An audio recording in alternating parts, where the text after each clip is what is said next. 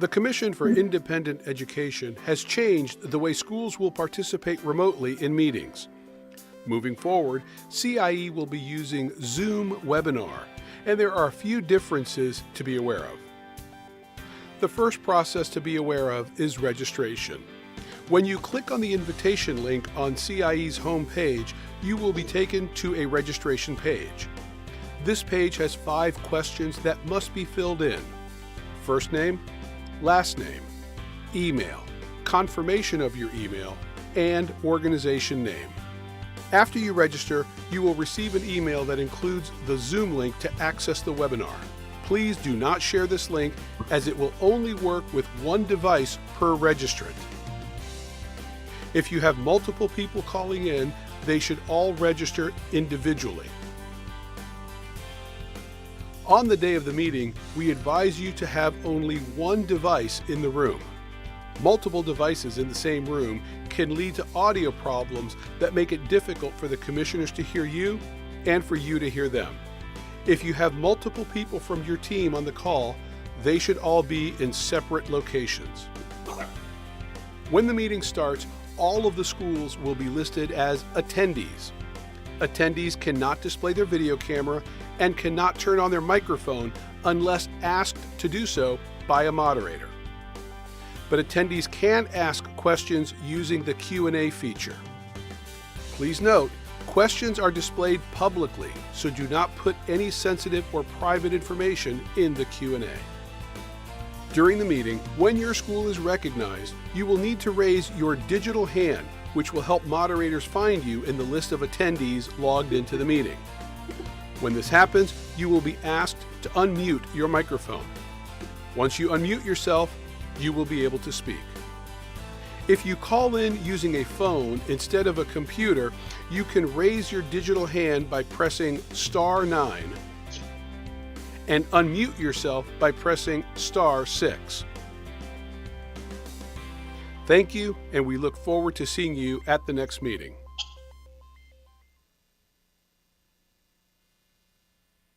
The Commission for Independent Education has changed the way schools will participate remotely in meetings. Moving forward, CIE will be using Zoom Webinar, and there are a few differences to be aware of. The first process to be aware of is registration. When you click on the invitation link on CIE's homepage, you will be taken to a registration page.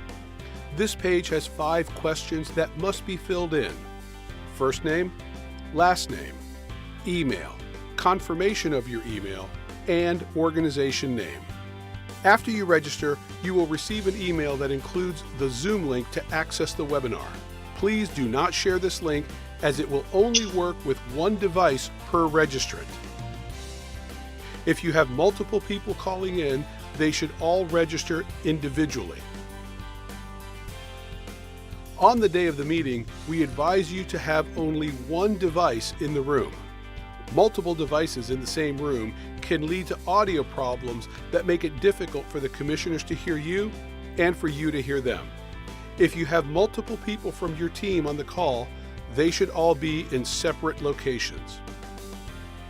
When the meeting starts, all of the schools will be listed as attendees.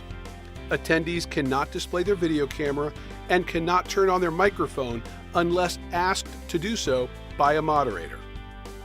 But attendees can ask questions using the Q&A feature. Please note, questions are displayed publicly, so do not put any sensitive or private information in the Q&A. During the meeting, when your school is recognized, you will need to raise your digital hand, which will help moderators find you in the list of attendees logged into the meeting. When this happens, you will be asked to unmute your microphone. Once you unmute yourself, you will be able to speak. If you call in using a phone instead of a computer, you can raise your digital hand by pressing *9 and unmute yourself by pressing *6. Thank you, and we look forward to seeing you at the next meeting.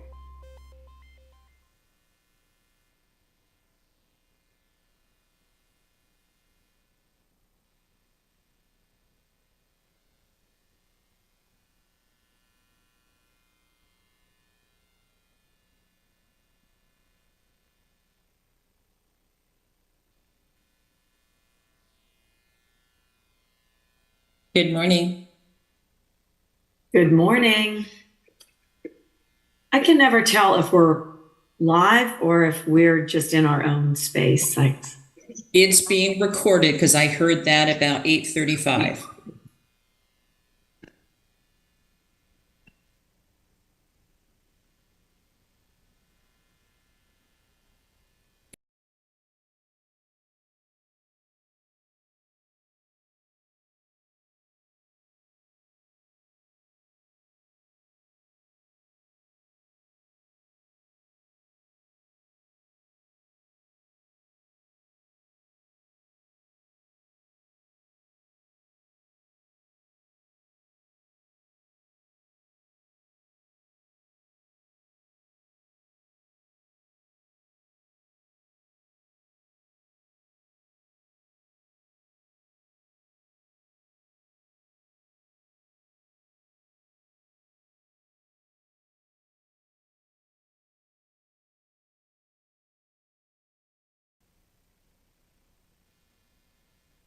Mildred, could you try just speaking for a moment? I'm trying to switch speakers here.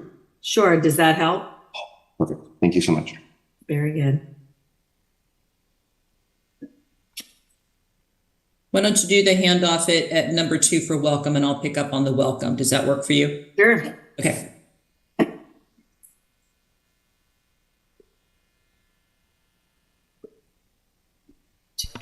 Commissioners, we are now live. Now we're live. Good morning. I'd like to call this meeting to order. This is the Commission for Independent Education, and I am Mildred Coyne, Chair of the Commission.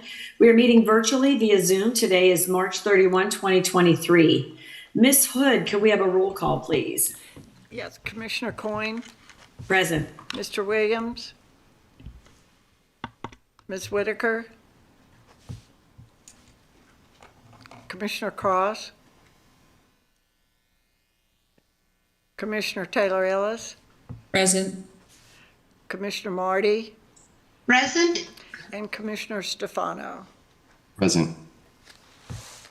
Thank you. I'd like to remind everyone that if you have not already done so, please put your phones on silent. It's now time for the Pledge of Allegiance, led by Commissioner Stefano.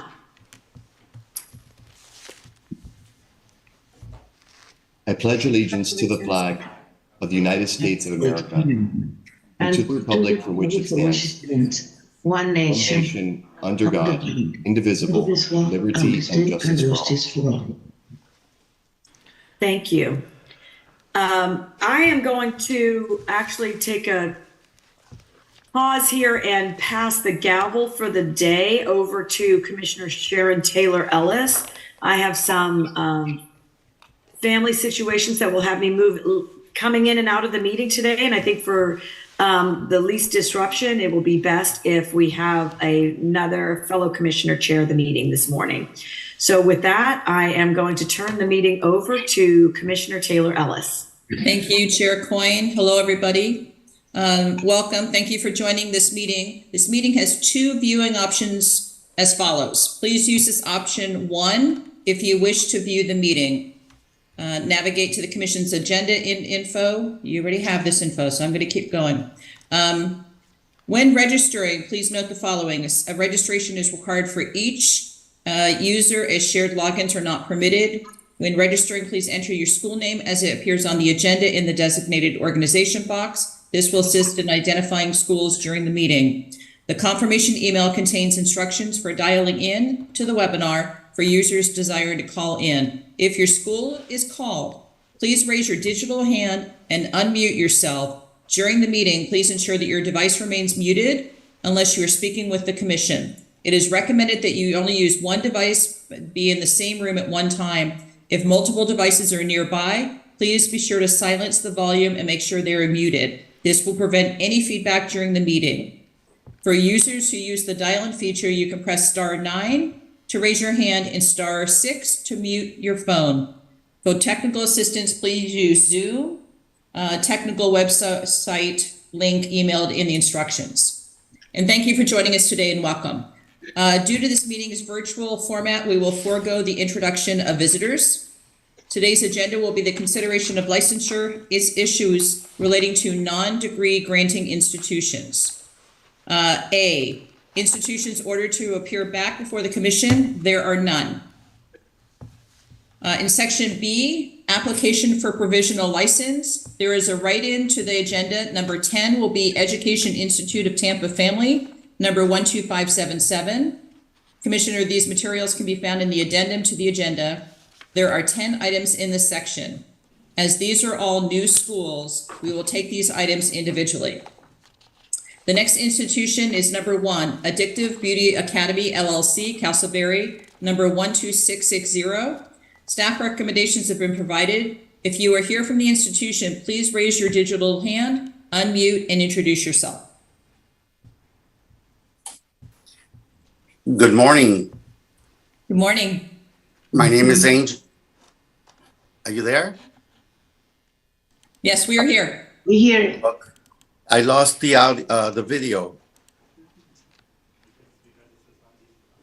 You're my okay. name We is- can hear you if you want to proceed. Yes, my name is Angel Medina. I'm the school advisor, and I'm with Miss. Latoya Williams Boyd, owner of Addictive Beauty Academy. Thank you. Welcome. Commissioners, is there any discussion?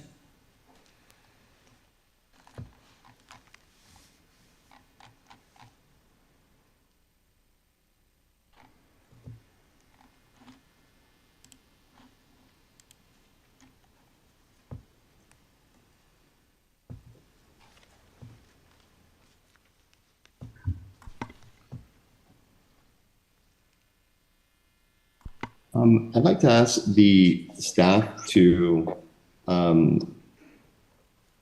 make some comment regarding any findings related to advertisement and social media regarding their programs. Yes, absolutely. Just one moment. I want to double check something. Thank you. Thank you.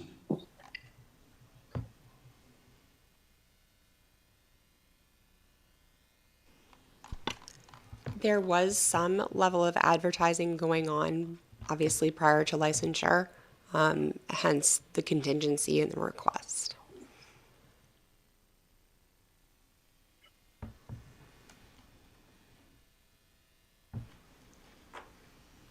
And to what extent have these things been addressed? I'm happy to check the website now. I'm sure the school can tell us what they have done to remedy their illegal advertising. Yes, good morning. We want to clarify first that Ms. Latoya offers seminars in the path of lashes. This is not a school website. This is from her spa. And her spa she has taught students in occasions 1-day classes of 6 hours just for advanced students that are licensed estheticians in the state of Florida. What about the Facebook page? The Facebook, do you have a big? No, I don't have a Facebook page. I am looking at a Facebook page for Addictive Beauty in Tallahassee. No, that's not me. Okay, I apologize. Thank you. No problem.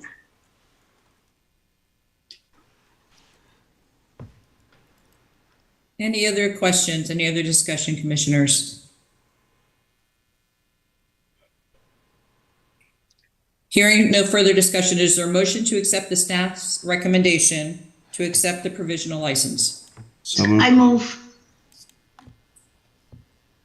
Commissioner Marty moves and Stefano seconds. Thank you. Commissioner Taylor All in Ellis, I'm fa- going to ask you to hold off. We have lost quorum momentarily, it appears. So Understood. we will need to suspend the vote. There I'm we here. go. I'm just having intermittent. That's okay. We just weren't sure if we could hear you or see you. So Yeah, in I'm abundance here. of I just, if caution. I go off camera, I can, my internet gains stability. So, You're you welcome can to hear go me, off so that's camera good. if that's okay. And we will have additional commissioners joining us. It's just got to be a Okay. hard day. So she can call the vote though, right? yes, ma'am.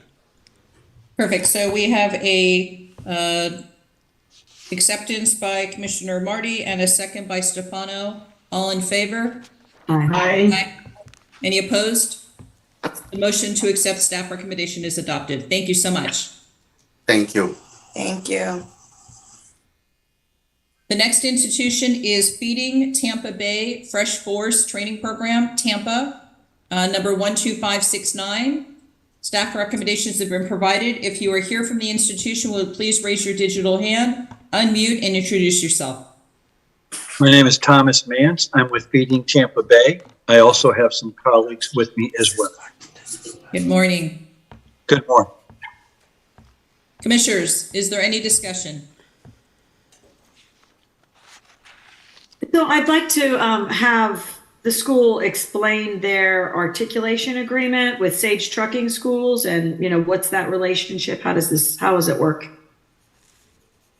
I'll defer to my colleagues to answer that question, but they, in more depth, but what they do is help us with training of our drivers. Team? Yeah, so Sage Trucking, this is Mike Perkins from Feeding Tampa Bay. We actually use Sage Trucking as our Class B CDL licensed school. When we first initially started, we wanted to make sure that we found a school that was in this area that was of good substantial value, and they have been a partner of ours for a while. So we partner with them. You partner with them and they provide the Truck driver training. the 4 weeks of training. I guess I'm still looking for more of the structure of, a little bit more detail on that structure. So we do a 10-week training program for Okay. for all three of our Fresh Force tracks. One is truck driving, one is culinary arts, and another is the distribution and operations. So for the 10 weeks of training with Sage Trucking, that's where we send our individuals to get their instruction and get their license. And where do your students come from? From nonprofit partners we have in the community, people that have word of mouth, a lot of partners we have with Feeding Tampa Bay, various individuals that have found out about the program are referred to us. Our general objective is to make sure that we are bringing people through the program that don't have a traditional pathway to job training. Okay, great. What is the cost? What is the cost of your program? The To complete the students, cost? the cost is zero. Which Yes. right. That's what I thought, but I want to make sure. So, Yeah. so the cost is zero. So how are you covering that expense? We have done that largely with private funding. Okay. So essentially, Sage is your fulfillment partner for the truck driving training, right? You're the school that people come to. They're going to get a certificate from you. Tell me about that. Like they'll get a. Well, Mike will answer the rest of that question in a moment. But what I would say is that most of the training that we do for culinary and warehousing, we have resident staff that are certified trainers, right? So we can handle those ourselves. We use an outside party to make sure we have a certified trainer, right? We want to make sure that we have the right folks training our drivers. Specifically, Mike can share with you what certifications come out of that process. Yeah, so Sage Trucking does all of the initial legwork. They do the DOT physicals, they do the drug testing, they make sure they get all of the information as far as them actually doing the road time, learning how to drive the vehicle. Then they come back to us, and then they're actually with us for about 6 weeks or so, where they actually are in our vehicles, getting their road time to drive the vehicles back and forth. But Sage does all the actual training that you would get from a truck driving school. Okay. Who issues the credential? Does Sage issue the credential, or does Feeding Tampa Bay issue the credential? So they get a general certificate from us saying that they completed the program after 10 weeks. And when they complete their pre-trip and post-trip inspection and their driver test with the state of Florida, then they get their Class B CDL license. We pay for that. So when they get that, they have to obviously have to pass it through the state of Florida. But when they actually go into the state of Florida to take their test, we pay for that actual licensing, and then they get their license from the state of Florida.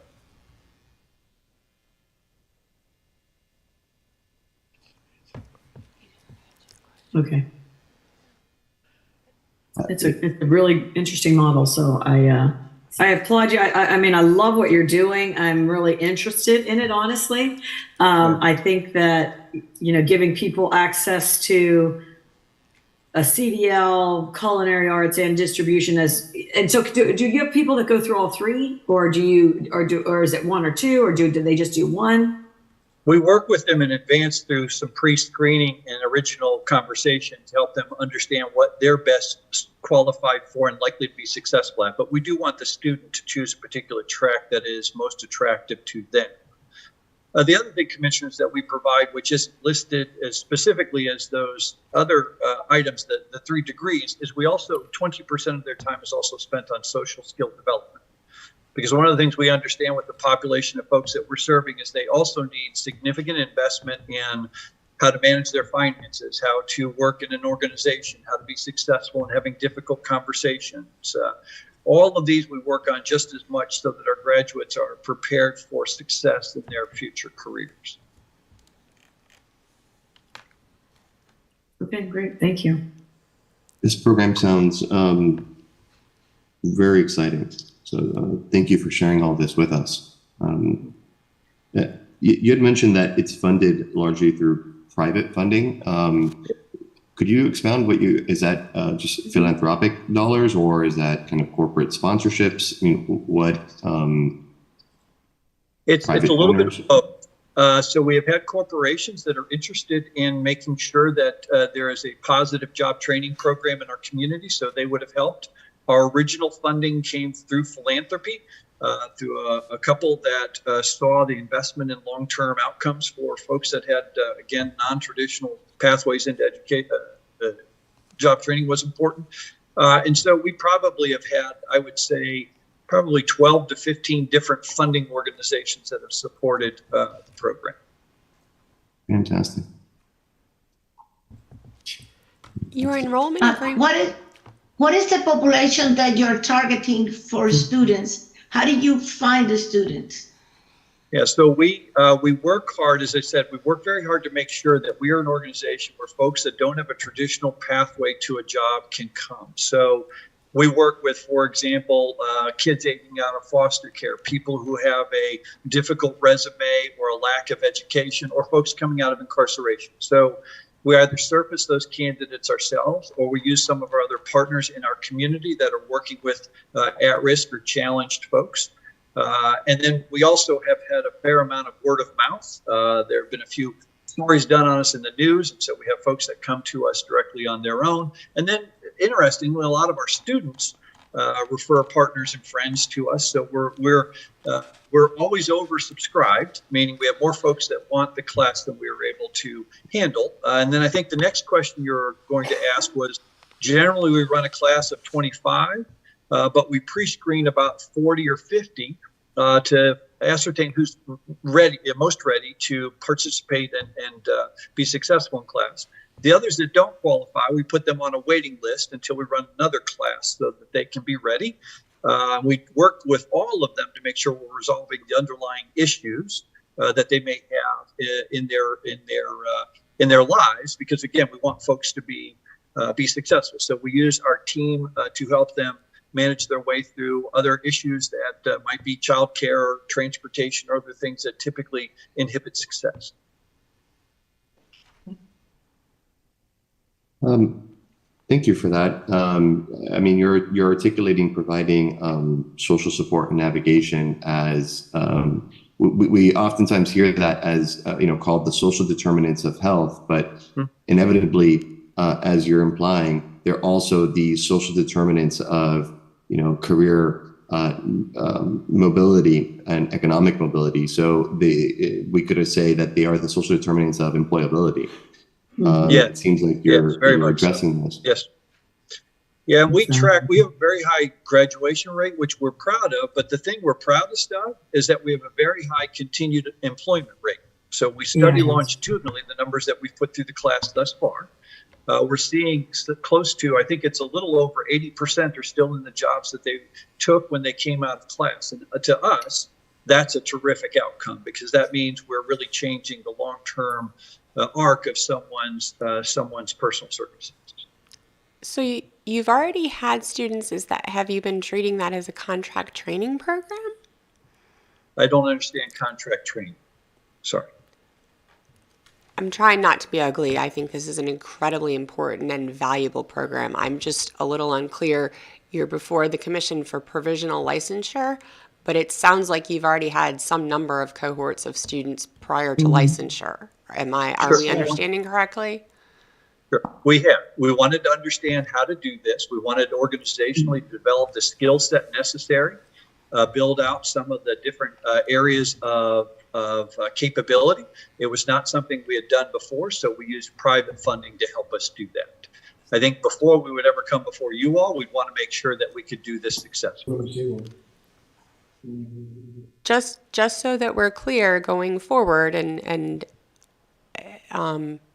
until you are licensed, you cannot be enrolling students as a school in the state of Florida. We understand that. We have suspended all enrollments and have run no classes since we made application to you all. We wanted, as I said, we wanted to make sure we understood what we were doing. Once we did, we then came before the application process and have not run any classes. One small question here, and I'm just looking at the contingency number 4.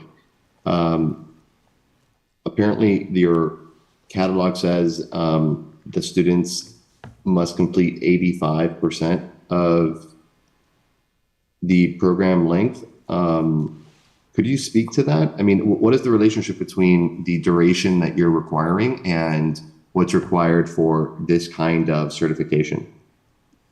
Sure. Mike, can you answer that? I think you'd be best at answering that. Yeah, absolutely. So we wanted to take into consideration the population that we're dealing with. We know that sometimes going through a training and our trainings are paid training. So when they go through a training, we want to take into consideration of somebody being sick. Obviously, COVID is an issue, or somebody cannot make it to class for one day. We wanted to make sure we took that into consideration. If they finished 85% of the class, that would still grant them the certificate to get to self-sustainability, to get them a job. We wanted to deal with the population that we're dealing with and make sure that we gave them some kind of leeway. We don't tell them that they have to complete 85%, but we want to make sure we have that kind of flexibility in there. And we are happy to change that to 100%. It's not a problem at all. My question would be, are they, for the culinary arts and distribution and operations, are they 255-hour programs or 300-hour? And same question for truck driving, but 323 or 380? Because the licensure is based on the minimum requirements that the school requires. Right. So Understood. what is the length of what are the lengths of the required lengths of the programs? So they're 300 hours. That's the length of the program that we have. Currently, they're all 300 hours at this point right now. Truck driving is 380 though. So I understand your question is saying that, okay, they complete 85%, they're not getting all the complete hours of the program. We definitely understand that piece of it. So, I mean, change it to 100% would not be a problem, but I understand your question saying that, okay, if it's 300 hours, they need to complete 300 hours versus if we're taking off 15% of it, then they're looking at 265 or something like that. Definitely understand that question, but that's definitely something we can change. Now, I have a question, and this is for Meredith and staff. If, for instance, let's say a minimum number of hours is, 300 or whatever the minimum is for a specific track, if a program wanted to offer enrichment beyond that, could they require a larger amount of hours and then, require that 85% be fulfilled as long as the 85% meets the minimum thresholds for that certification, meaning that the difference of 15% there would be for aligned activities such as the social skill and financial health, competency development.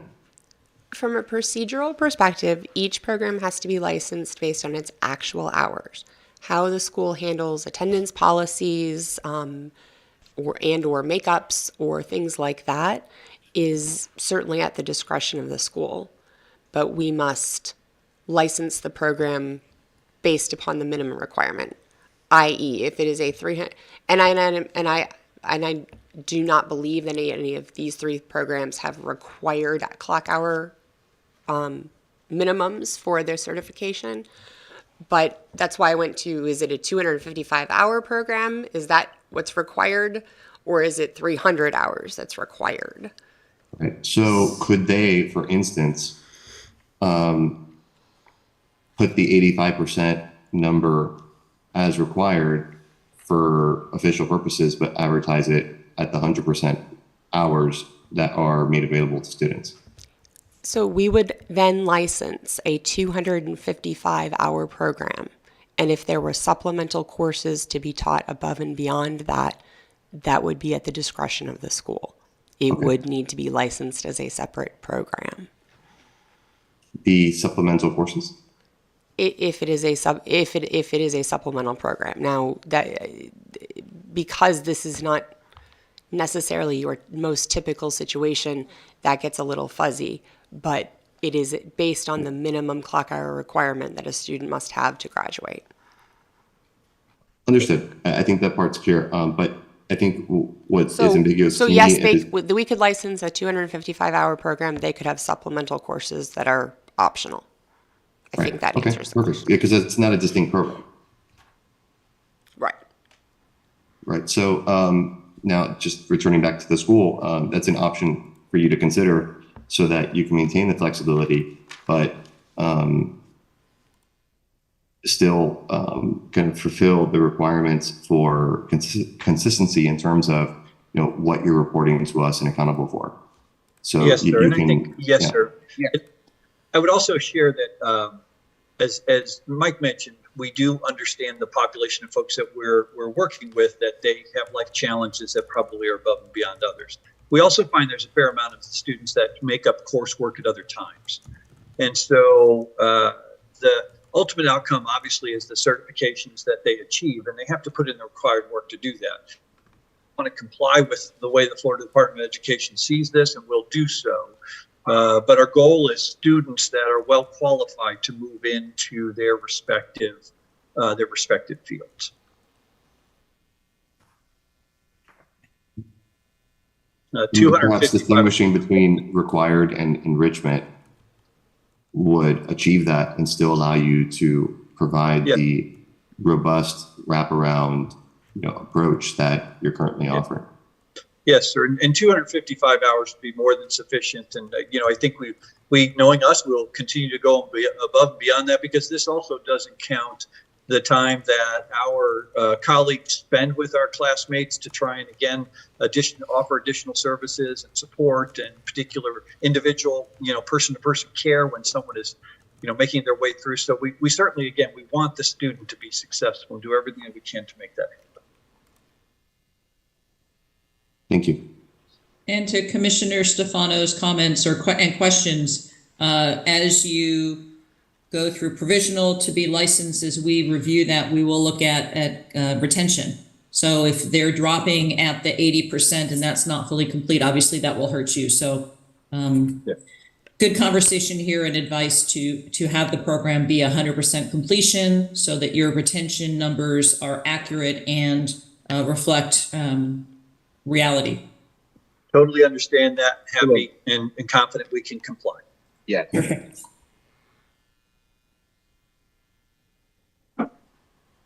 So I will ask, is there a change to this? Are you maintaining at 300 hours for culinary, 300 for distribution and operations, and 380 for CDL? Are you continuing with that as is or changing? I think that's totally up to the commission. I mean, we can keep it at 300. That's usually what we've been at it at. But if you guys are requesting that we drop it to 255, that's definitely not a problem. But my recommendation would be to keep it at what it is, because it is about 300 hours that we give them. So it seems my understanding of what we're recommending is that you make either the 255 the 100% benchmark, or the 300 the 100% benchmark. And the difference between those two is whether or not you will retain the sort of flexibility that you're currently trying to provide. Yeah. Yes, sir. And Commissioners, we'll as far change it as- to 255, and then we'll add in supplemental, right, to make sure that but we'll change it to 255 at your recommendation. Right. And Executive Director Pelton, what is that process in regards to changing those hours with this application? So we will need to, I believe the contingencies will remain the same. Frankly, commissioners, we can articulate that this commission is approving fewer clock hours. But within the contingencies, we have captured those requirements and delegated, you have the ability to delegate authority to the executive director. I don't know that any modification is required at this time. Thank you. So if I don't think we want to change your clock hours. I think we want to make sure that it's really clear in your catalog. That's all. I think that we get that, and we are absolutely we'll make sure we clean that up so that it's appropriately reflected based on the language that you want to want us to follow. Again, the goal here that I think we have is the same as you, which is to make sure that what we are promising a student is reflected in what they get, and that's consistent with what we're advertising, and we understand that. So we can amend our processes accordingly and our information accordingly.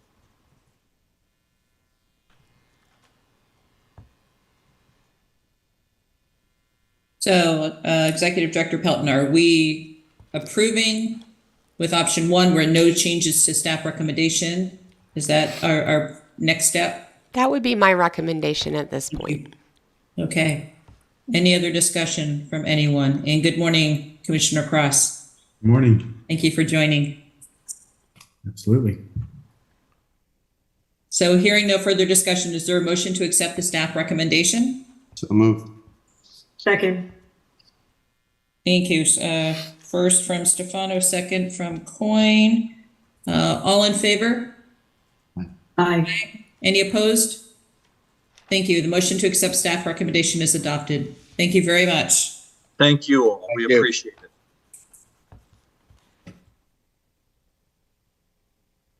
The next institution is Florida Barber and Beauty Academy, Brooksville, number 11458.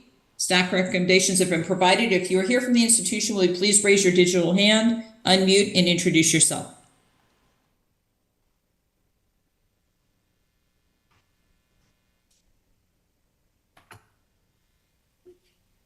We're looking. Thank you.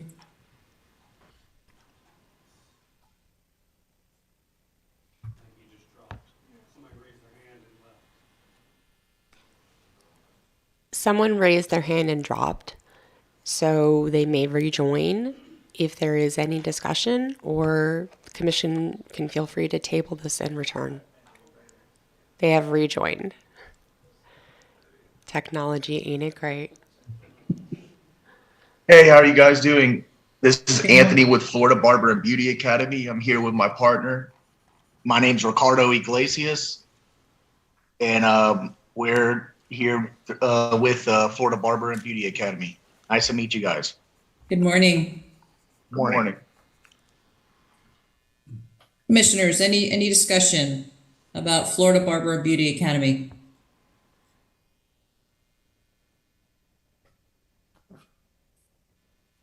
I guess I would ask to share with us, what is your market differentiation for your school? Like, what makes you what makes you stand out, and how are you going to attract students?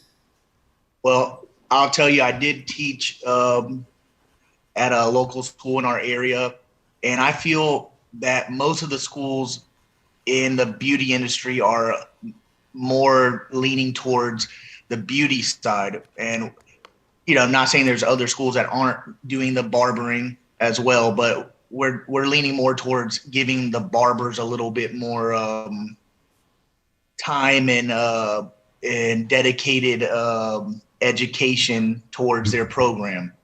that I've seen that when I taught at other schools or when I went through schools that I feel the barbers were kind of, you know, maybe necessarily not given the same exact amount of attention as other schools or other programs in the beauty part of the program.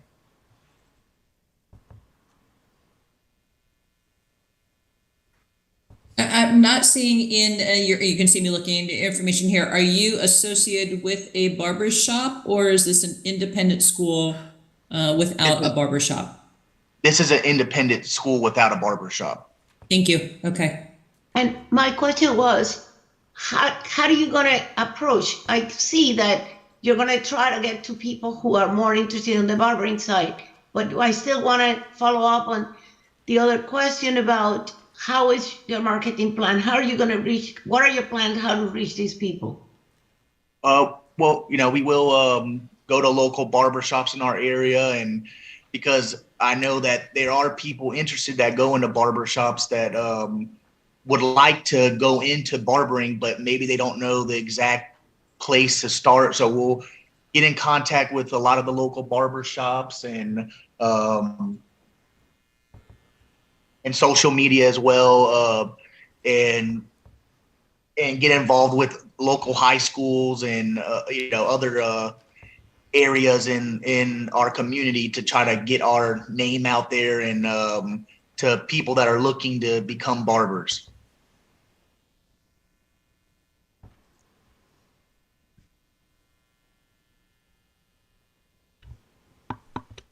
Thank you. I see this notes distance ed. So part online, part at your location. Is that correct? Yes, and getting out to the local high schools and when they have, you know, job fairs and other things like that in our community, that we can get out and, you know, sit and talk to the community and talk to people that may be interested in barbering, and go to barber shops and, you know, talk to the barbers and you know, just let them know that we are out there, and have our social media account open and available for people that are looking for barbering, you know, in our area.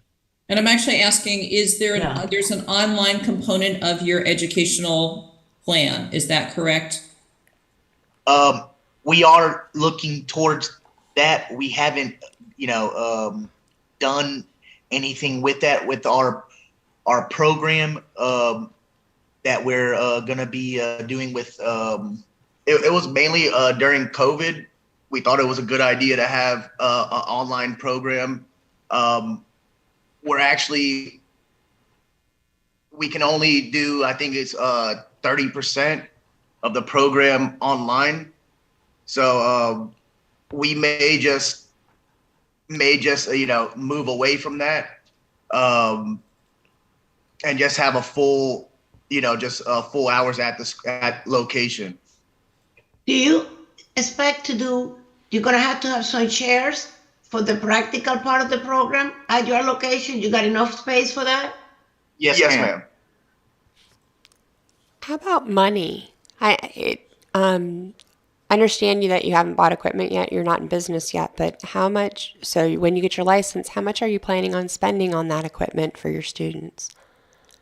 We actually have we're ready. We have all the furniture. We have all the chairs, and we do have financial backing. Yes, we have about $30,000 to get everything else, like the books, which we're just waiting for this meeting. After this meeting, if everything goes good, we'll go ahead and get in contact with Milady and get all the books parts. But pretty much when it comes to the schooling, we have everything in place.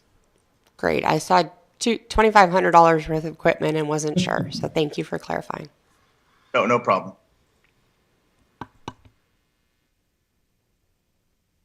So I'm going to circle back. What I see on paper is on campus and online. What I'm hearing from you is it will be 100% at this point, 100% lectures, theory, and lab, of course, on campus. Is that correct? Yes, man. That was when we talked to someone that's helping us along with the process, it was during COVID. So he suggested that maybe we do an online portion. And now with COVID kind of diminishing, we'll probably just drop that and have 100% in campus. Thank you for the clarification. Yes, ma'am. Commissioners, any other discussion?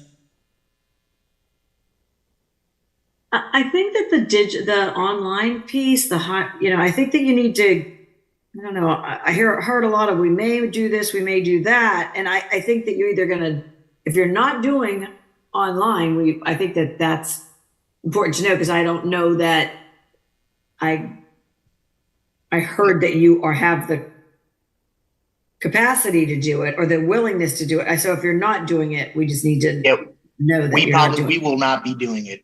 No online. Okay, so Director Pelton, is that reflective in the materials, or does that need to be reflected in the contingency that would be removed? I'm trying to read quickly and see if it's in here, I guess. It is not. If the commission wishes to decline to approve the ability to teach online, then we will need to note that as an addition to the staff recommendation. Because that's a separate request from the schools usually, right? That we grant that separately. For No? context, No. often we approve new programs with online. Okay. And, I don't have to the any gentleman's reason to point, say- it does allow some level of flexibility. Should something happen, then they can pivot to online and do not have to come back before the commission for that permission. So I'm fine with that. I don't need to say like, absolutely, they should not. I'm just saying, I thought I'm thinking back to the degree seeking side where we're very explicit in how we say, and we are giving them authority to do online. So we would, unless we modify or add to the staff recommendation, we would be granting approval of permission to teach online. So if the commission does not want to approve that. But they're saying that they don't need to use that necessarily. But correct. No, I don't need to limit flexibility. I'm just thinking back to recommendations that we do on the degree granting side that are very specific to the online components. Mostly, I guess it's for new programs when we're doing that. Okay. So by approving as is, it gives you all the flexibility. I see that you have 10 student desks and 10 desk chairs, so you have the opportunity to teach on campus. And if you choose to have them use, it looks like Cengage is in here as well, use an online platform at some point, then they can do so. Correct? Yes, ma'am. Thank you. I'm good. Okay. No other discussions? Do we have a motion to accept the staff recommendation? So move. Second. So Commissioner Marty, and then Commissioner Cross, thank you so much. Any opposed? Oh, all in favor? Aye. Aye. Any opposed? The motion to accept staff recommendations is adopted. Thank you so much. Thank you guys. I appreciate it. Appreciate it. Next institution is Hairline Illusions Arts, Science and Technology Institute, Orlando, number 11455. Staff recommendations have been provided. If you're here from the institution, will you please raise your hand, unmute, and introduce yourself?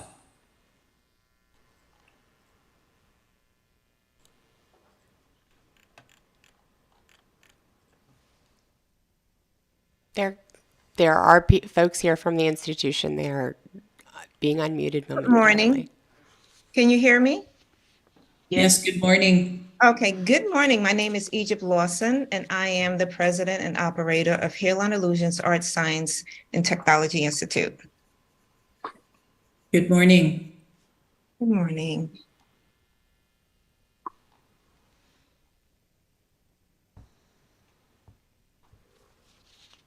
So commissioners, is there any discussion on this application and the staff recommendation?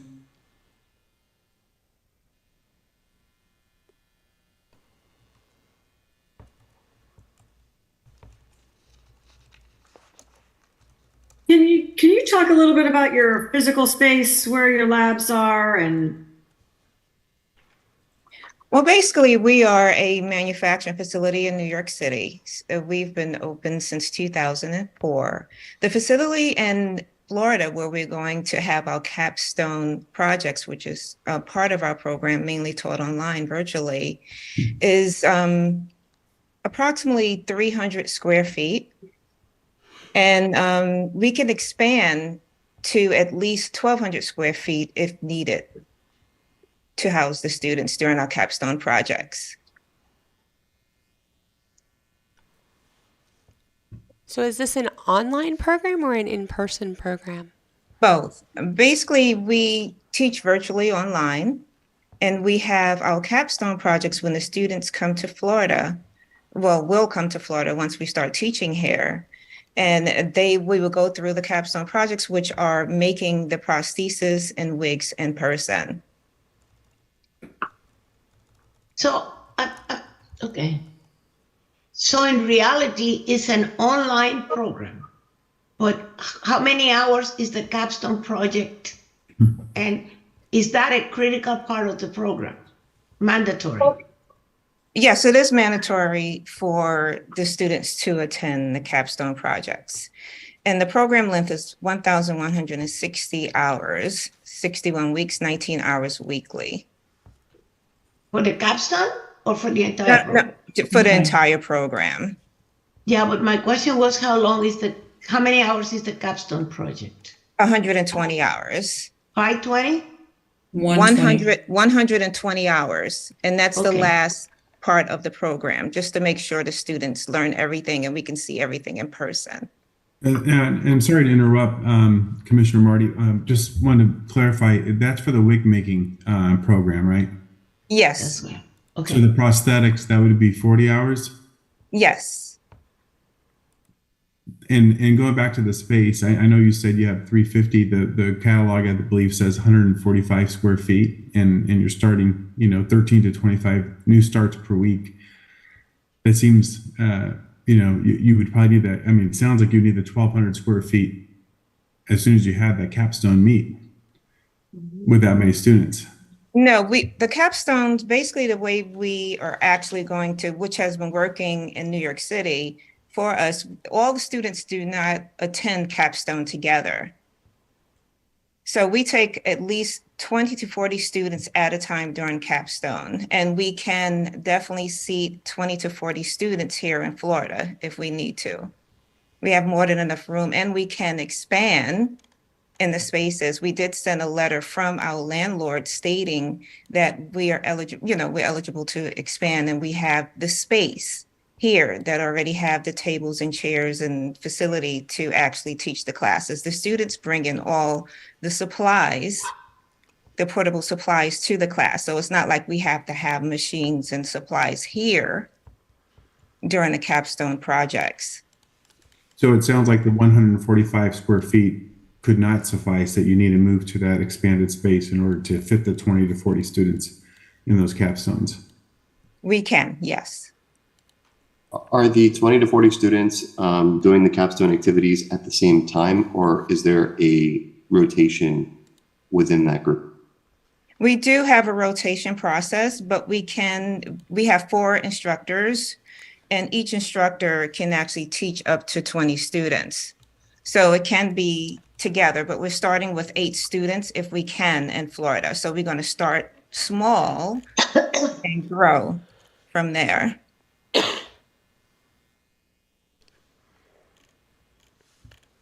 Ms. Lawson, what are the licensure requirements for students once they graduate?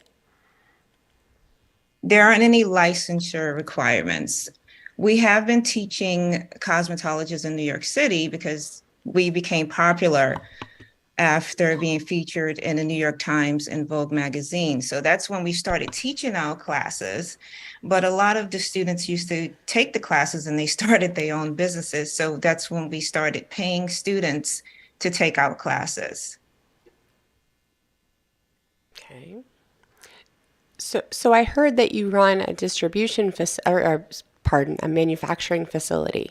Yes. Are all of your faculty members included within that? Do they part of that business? Yes, they all are part of our manufacturing facility and quality control business. So your faculty, besides you, has experience doing this sufficient to teach students? Oh, most definitely. We have over 100 years of combined experience.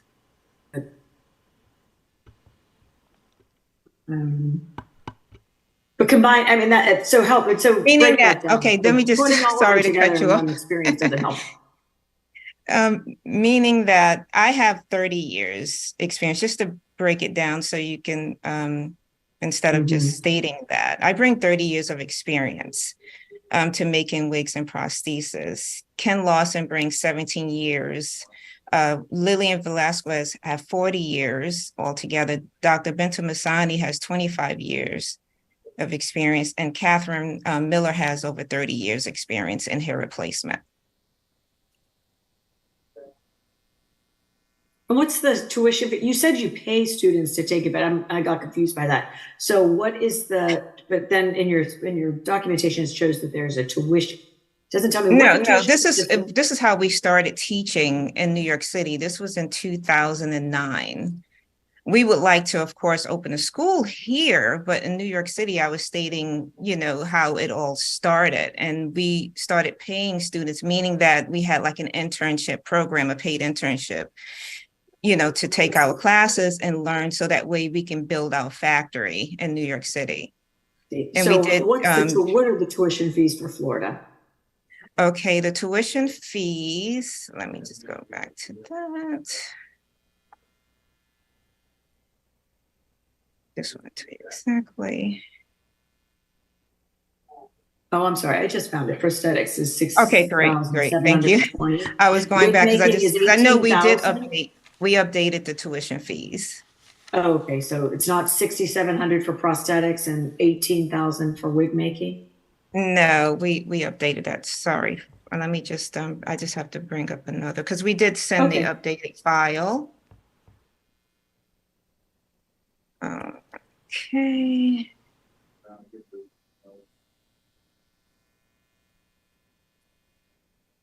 Okay, here we go. Wig making fees, it's $17,010. Prosthetic fees is $8,870. Does that include, so the capstone for wig making, 120 hours, if I'm hearing you correctly, that's 3 weeks that a student will be in Florida. Does that tuition include the 3 weeks of traveling to Florida and the capstone project and hotel and airfare and everything? Or is that in addition? It does not include the airfare or hotel, but it does include all the supplies and everything used in the capstone projects. Is that noted somewhere? I'm looking here, and I'm looking at the business plan. Is that noted somewhere with students that they understand that they have 3 weeks of airfare and housing in Florida as a part of their tuition? Well, we're primarily targeting students in Florida, actually living in Florida. So they wouldn't need to actually travel to Florida. This would be our first class taught in Florida.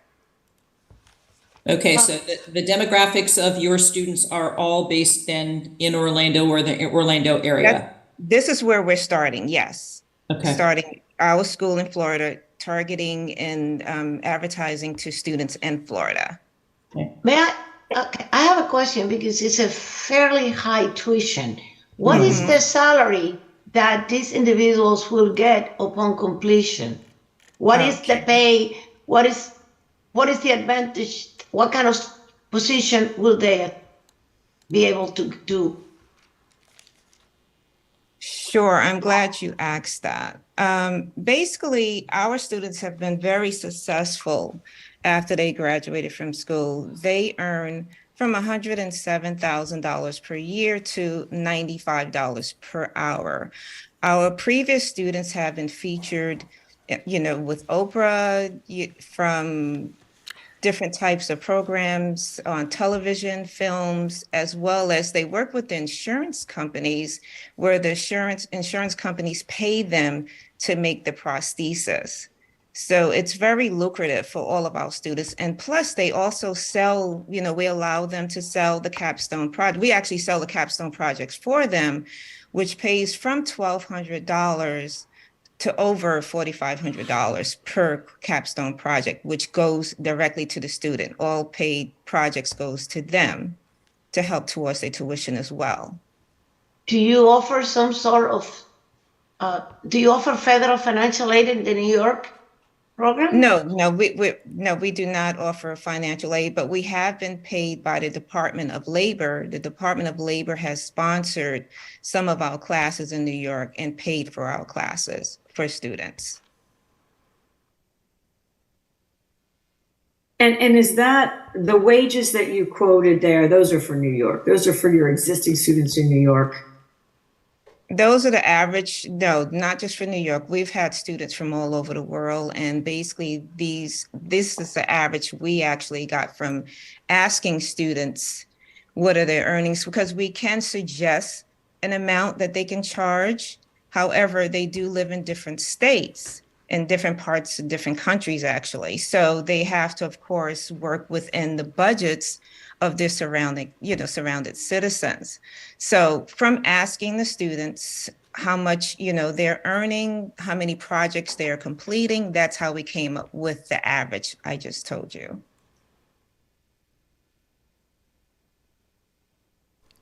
Basically, the majority of your students wind up being like independent contractors, not necessarily employed, but they work on their own. It's both. They work for companies, spas, salons. They work with dermatologists and doctors, as well as start their own businesses. They own wig shops, salons, hair replacement centers, and they work in the entertainment industry as well. Where is your faculty located? Different parts. We have Catherine is located in California. Benta Masani is located in Georgia because we do have a facility in Georgia and in New York City, which we plan to move to Florida in the next coming years. Of the factory we're moving here, and then also Lillian is from New York, and I am, and Kenyatta Lawson, Ken Lawson is from Florida.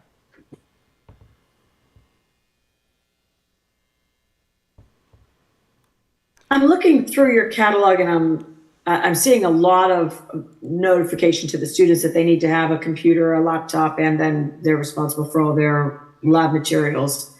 But I just might not have seen it yet. So where does it state specifically about the capstone? So when we have a 100% online program, but yet you have a required face-to-face capstone, to me, that's, and maybe this is a commission question that we kind of talked a little bit about yesterday, meaning that we don't have clear definitions. But for your school, when we say 100% online, when you say 100% online, but yet there's a face-to-face requirement for the capstone, where is that? That is communicated somewhere in your catalog, or how do you articulate that? In the beginning, it was 100% online, including the capstones were mailed to us, but it was a suggestion by Catherine, a representative from the Department of Education in Florida, who was working with us, stated that we should do an in-person type of meeting to make sure that the students actually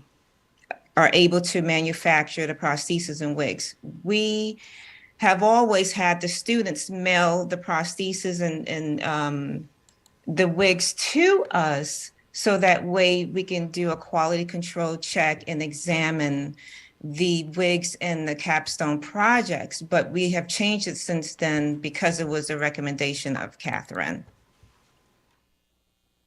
We've been very successful. And I think that's good. I think it gets them in a lab with Yes, the and instructors. we thought it was We just don't amazing know- too, because we are targeting, like I said, Florida residents specifically right, at this point. And we can update the catalog to feature more information regarding traveling expenses, because we were basically targeting Florida students, so we didn't think that was necessary to put it there. Yeah, and I just think because your application is for 100% online, but yet you have a 40-hour capstone requirement, that you just need to be really clear with your students that they do have a face-to-face requirement to be present somewhere at some point in time.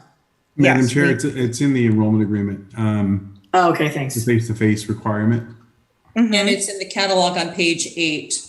Yes. The capstone course and wig making is taught in residence at the Orlando campus, 3 weeks. Okay, Capstone for prosthetics taught in residence in the Orlando, just to know, for 1 week. Okay. Yeah. Good. Thank you. Sorry about that. There you go. They found it for you, so. Yeah.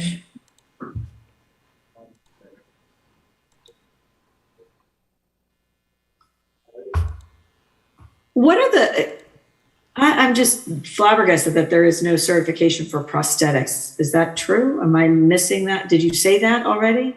Yes, there is no certification for the type of prosthesis we teach. Not yet. And what type is that? I guess that. Well, I do have samples, but I can't show them to you because you're unable to see me. However, but prostheses are a totally different type of scalp replacement. They're made with different materials than the, let's say, prosthetic limbs, which you do need certification for. So basically the different formulations.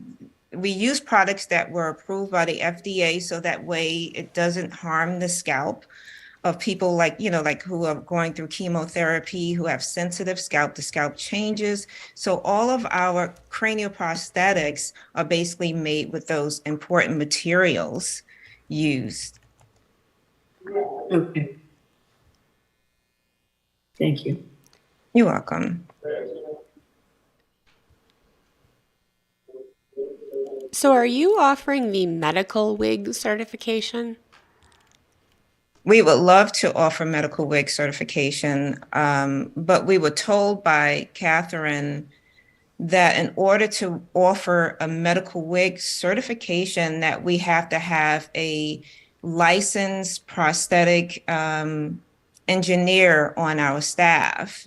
But the licensed engineers who are local do not know how to make prostheses like what we make, because they use totally different types of materials. So we updated our catalog.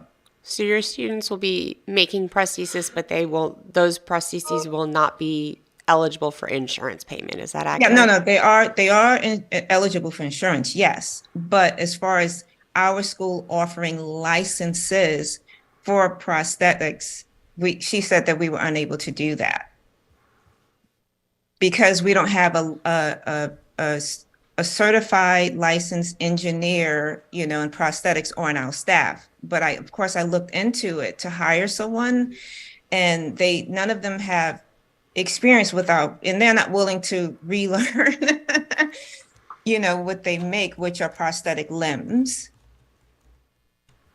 and teeth, of course. Cranial prosthesis teeth. Yeah, I guess that's where I'm a little confused is the prosthetics part. Because my understanding is that would fall under the Board of Orthotists and Prosthetists in the state of Florida. So is cranial prostheses separate from that? Yeah, cranial prosthesis underneath the insurance plans basically speaks of medical wigs that are made with your polymers, your silicones that mimic scalps. Whereas cranial prosthetics for teeth is something totally different. So it is a little confusing, but underneath the insurance codes, that's what they list. So that's where we actually got it from as a DME. Thank you for the education. You're welcome.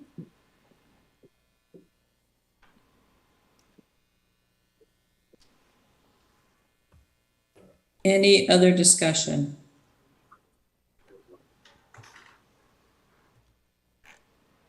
So commissioners, the staff recommendation is to deny the application for a provisional license pursuant to sections 1005.315, 1005.381, and several rules with quite a bit of information that you see in the notes as well. May I ask a question? Please. I'd like to ask Director Pelton if any of the explanations or insights given today substantially modify the staff recommendation at this point, or if she thinks that the staff recommendation at this point is still the optimal path to proceed.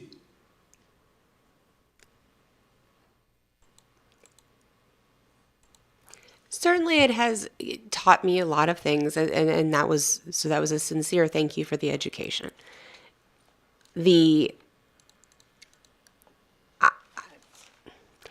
I am comfortable if the commission wishes to deviate. I still have some level of concern about we have no real on-ground presence except for this capstone program. For what would appear to me as as not an educated person in this field, to be a pretty hands-on art and science. But certainly, if the commission wishes to deviate, I am comfortable with that. I am not comfortable deviating from the initial commission recommendation. I think that it may be better if they regroup and present the application again. And some of the stuff that have been discussed maybe needs to be in the application, because I have tremendous concern about the fact that it's a survey, but it's a very expensive program that doesn't lead to a certificate. Are they, whatever they make, going to be acceptable to insurance companies in Florida? I don't know. So I feel very comfortable with the staff original recommendation. If I may clarify, I didn't mean, so my question can go in either way. In other words, here there are reasons stipulated for why the application should be denied, but in light of the further information, it may be that there are additional elements that need to be listed, which would have to be cleared in order to be approved, right? So, asking if any of the further insights substantially, modifies the staff recommendation is really a neutral question. It's not suggesting, one way or another. So I'm going to give commissioners, if it's all right with you, I'm going to give Ms. Lawson some of her options, given where it, and that does not shut down any discussion of the commission. I want to make her aware. So Ms. Lawson, you do have the right for the commission to make a decision today, and I don't know where that decision will go, and the commission is free to discuss that further. You also have the option to waive your right to a decision for today for 90 days and work with staff to provide some additional information around the opportunities, the rationale for tuition, the online teaching, some of the concerns that have been raised today. And then you would come back before the commission for them to reconsider your application. Okay. Thank you. From our experience of teaching these classes online 100%, we've had over an 87% success rate. In other words, students do learn how to make prosthetics and wigs with just, virtual classes. I'm just trying to understand why the board has come up with the information to deny us, and how can we overturn that denial, knowing what we know and our experience from teaching classes So the way that since you could 2008. the way that you could do that would be to waive your right to a decision today. Okay. Work with staff to provide I would like additional to do that. information for the commission to consider and allow the commission to reconsider the application at a later date. Okay, thank you. I would like to do that then. Okay. So this school has waived their right to a decision today for 90 days. So no vote is needed on this school. Thank you, Ms. Lawson. Thank you. Thank you very much. Thank you. Thank you. Thank you for your time. Thank you. Number 5, the next institution is Kingdom Beauty Academy, Stark, number 10326. Staff recommendations have been provided. If you're here from the institution, will you please raise your digital hand, unmute, and introduce yourself?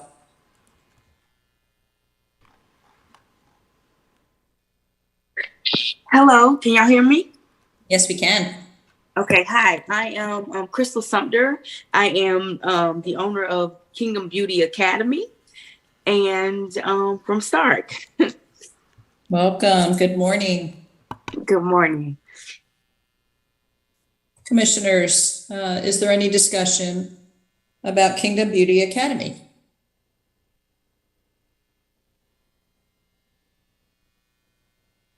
And actually, as they're looking, why don't you share with us about your school and your application to start a new school, and tell us about the programs that you're offering and location and everything you hear that we ask already. Why don't you give us a little bit of that commentary just to frame it up? Okay. Kingdom Beauty Academy, in my small town, we used to have a cosmetology program at our Votech Center. It's called North Florida Technical College, and they recently decided to shut it down. And that was a school that I also went to and graduated. I did a dual enrollment program there, and so they decided to close it down. And I just felt like in that area, and I know how it helped me to be able to come and, be successful and do different things, in life, from coming from that small particular town. It opened the doors for me to do a lot of things. So I've taught at various different schools, and I felt like in my education, what I was missing as far as being a cosmetologist, that I could bring that back to my hometown. Just getting the schools, getting the community around me uplifting in that area of being successful cosmetologists, because in small towns, a lot of people, they still do hair at their house illegally and things like that. And there's so much talent there. And so to be able to bring that talent in so where they can be successful in the field of beauty. Thank you. And it looks like programs will be all in person, not online. Is that correct? Yes, I would like for it to be all in person. However, the staff recommendation was like a tea-shop plan, an event, something happened. So I don't know if that's possible for me to be able to set up an online program for that, in the event of somebody, something happening, and I'll be able to still be able to at least teach the theory part and some of the practical part, like online, so they can see and then having to perform it in person.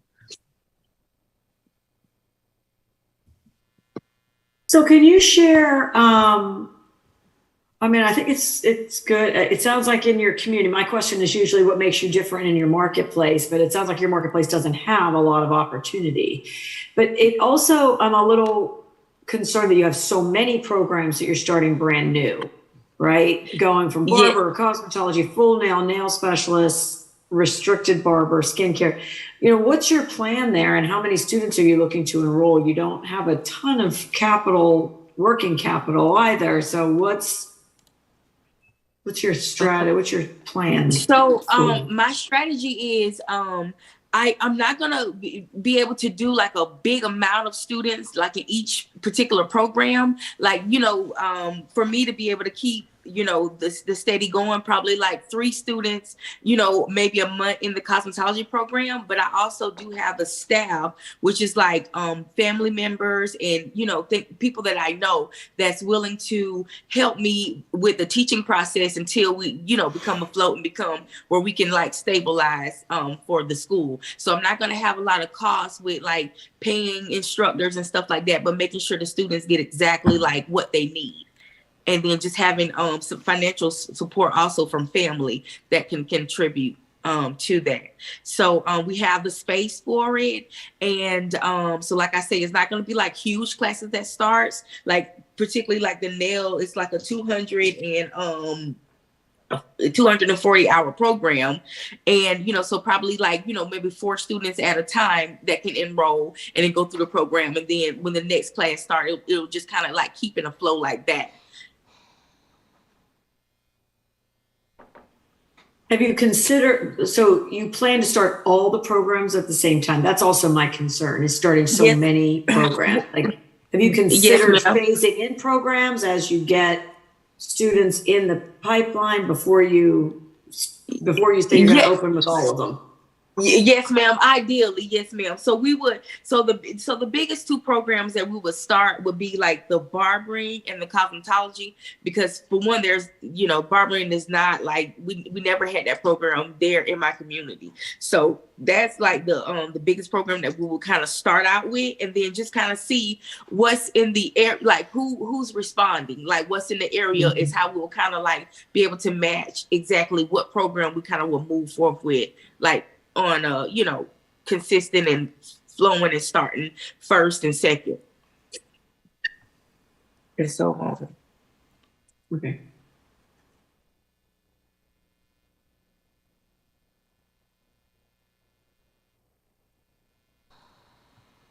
Any other questions, commissioners?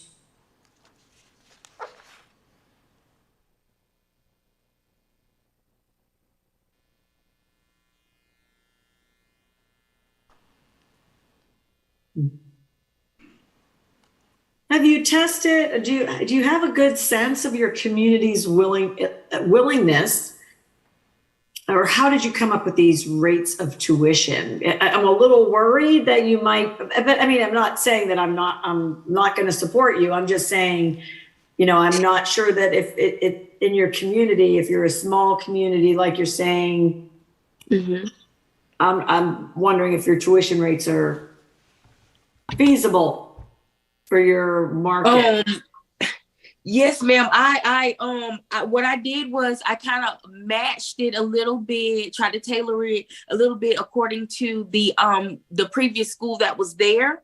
However, I know that they had financial aid that was kind of backing them, and I don't have that exactly yet. So I just tried to taper it just a little down from that particular program that was there. And I would also recommend that once you get established and underway, you start building a relationship with your local career source. I don't know who your career source is in Stark, but everyone's called career source, so you can find it if you don't know them. Yes, to ma'am. help It is them called guide career you source. through being able to help fund some of your training. Yes, ma'am. Thank you. I'm pulling up your catalog right now for financial aid. Will there be a payment plan or an option for students that may not be able to afford the $6,000, $7,000 for the barber and cosmetology courses? What is the plan to help these students out from a financial aid standpoint? Is there any plan for that? Yes, ma'am. It is a plan for definitely for payment. And so that's that's particularly the plan. And then if I can, I'm going to be applying for different grants and things like that, and being able to work with local community, like local business communities and stuff like that would kind of help sponsor some of the students that's coming in.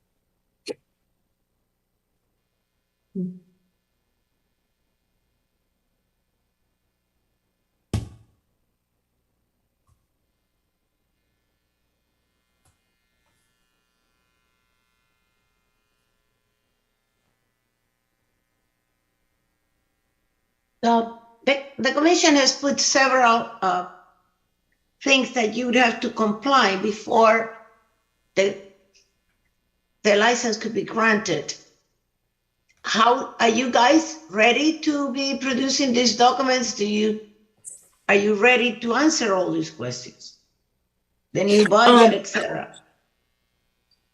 Yes, ma'am. I'm ready to well, my accountant right now, I already spoke with him, and he's already working right now on the financial documents that you guys are asking for.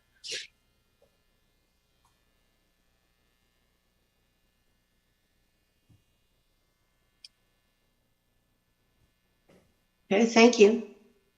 Mm-hmm.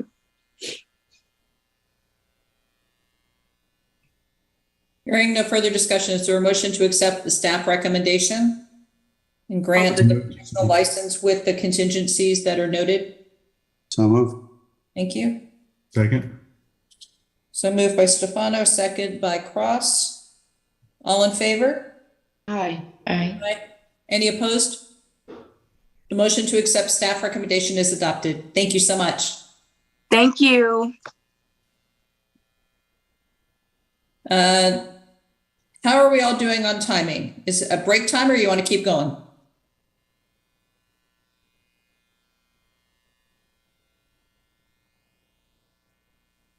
We good? Mm-hmm. Okay, so number 6 is Peaberry Institute, Orlando, number 11477. Staff recommendations have been provided. If you're here from the institution, will you please raise your digital hand, unmute, and introduce yourself.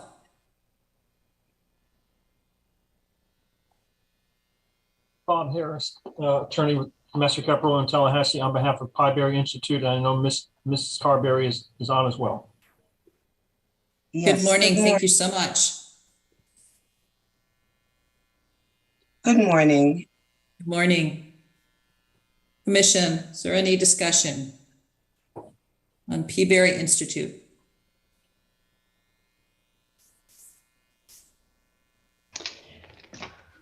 I just would like to hear any update. I know we had quite a few issues the last meeting, one being advertising programs that they weren't approved to be teaching yet. Where are we on those issues that were brought up at the last meeting? Good morning, commissioners, and Ms. Pelton and staff. I have here with me one of our students as well. I have to declare that, Javarius Bateman from our Medical Assistant Technician program, just in case you would like the opportunity to talk with him and ask him any questions about our school. However, in this direct response to your question, previous to January's meeting, in November, we became aware of an article that was written about us and a staff member who had posted a photo from her Instagram and linked it to the school's Facebook page about the Orlando campus. We went ahead and we handled the situation as best and responsibly as I believe we could, having the staff member undergo some additional FAPS training. We also removed permanently that photo, changed all our access so that basically individuals could not be able to share direct to our Facebook page again. And then at our January meeting, unbeknownst to us, the Google location of our location was pointed out to us, and by the following day, we went ahead and got that removed and updated the commission of our actions. We have since also submitted documentation to the commission in regard to our website and any other digital media that we are aware of that there are no mention of Orlando or advertising.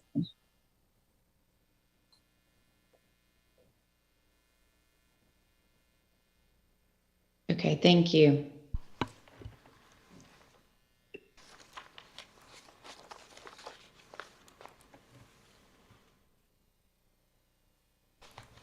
Ms. Whitaker, this is Bob Harris. Let me also add that Ms. Carberry and I spent a considerable amount of time with Ms. Pelton, who, again, was very gracious with her time to go through all this after the January meeting and to get all these issues resolved. And so we appreciate her time and addressing the issue about the advertising. So thank you. I have a question for Director Pelton. And I just want to make sure I read the recommendation correctly. So are we reviewing this without the nursing assistant and without the PN programs? Are those removed from our consideration?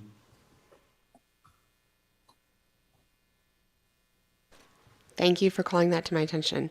It is,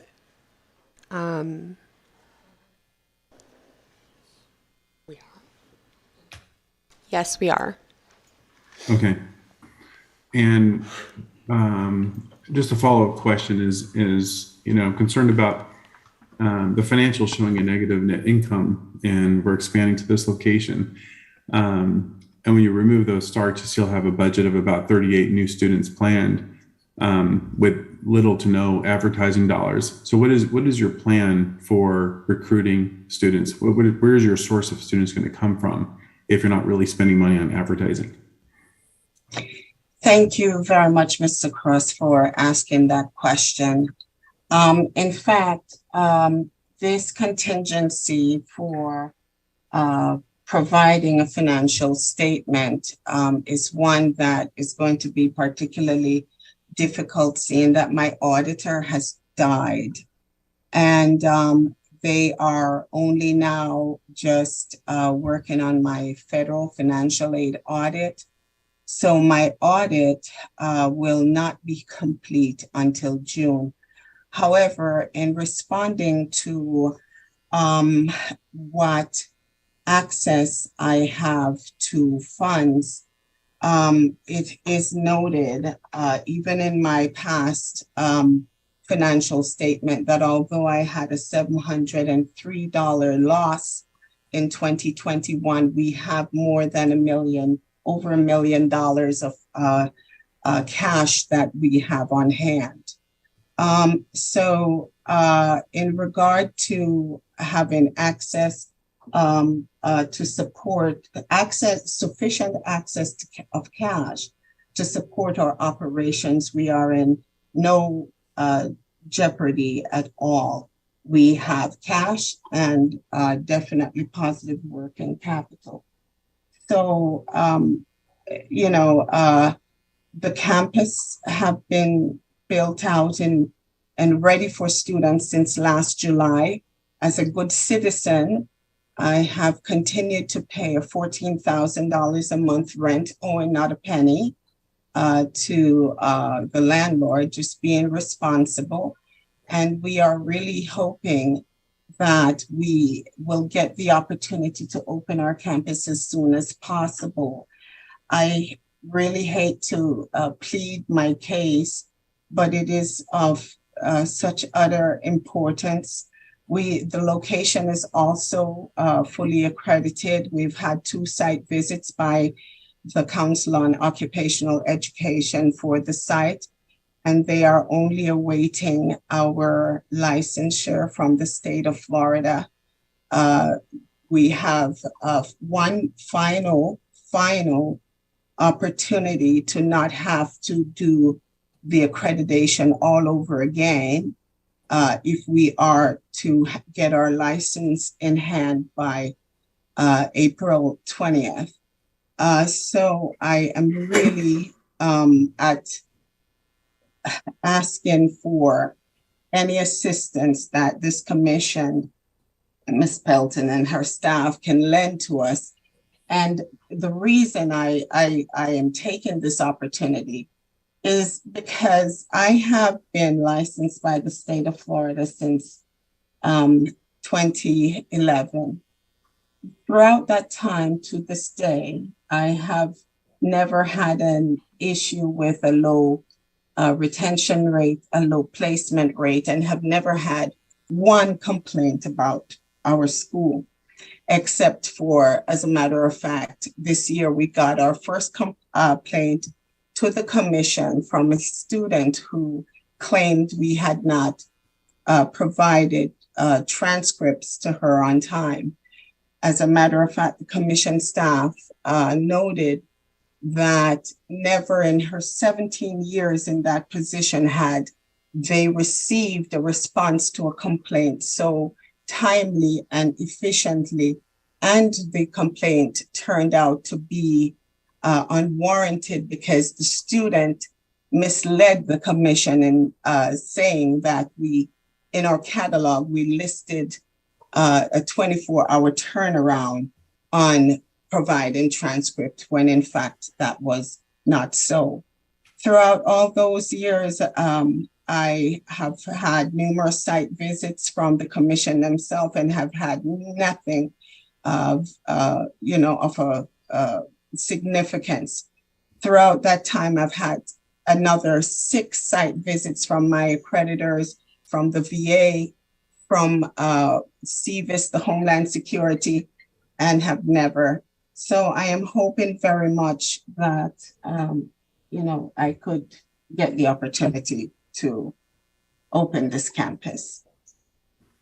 Well, thank you for that. And going back to my question about the number of students that you have planned, how do you plan to recruit for those students? How do you plan to get those? In your budget, in your Form 606, it shows very minimal dollars, which isn't realistic unless they're coming to you from a partnership or, so I'm curious to know where your source of students is going to come from.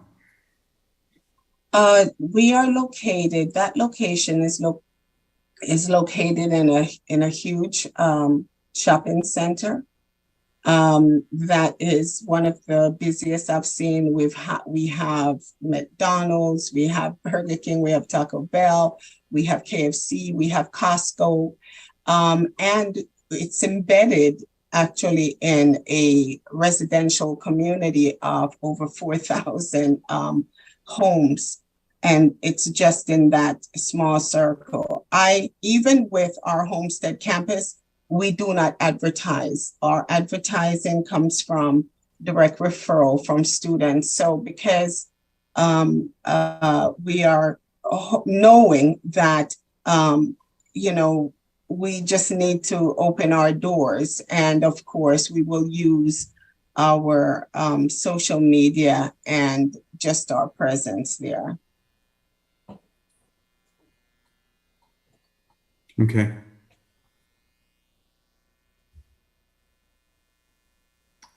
I've never seen it work that easy, but if it does, then that's great.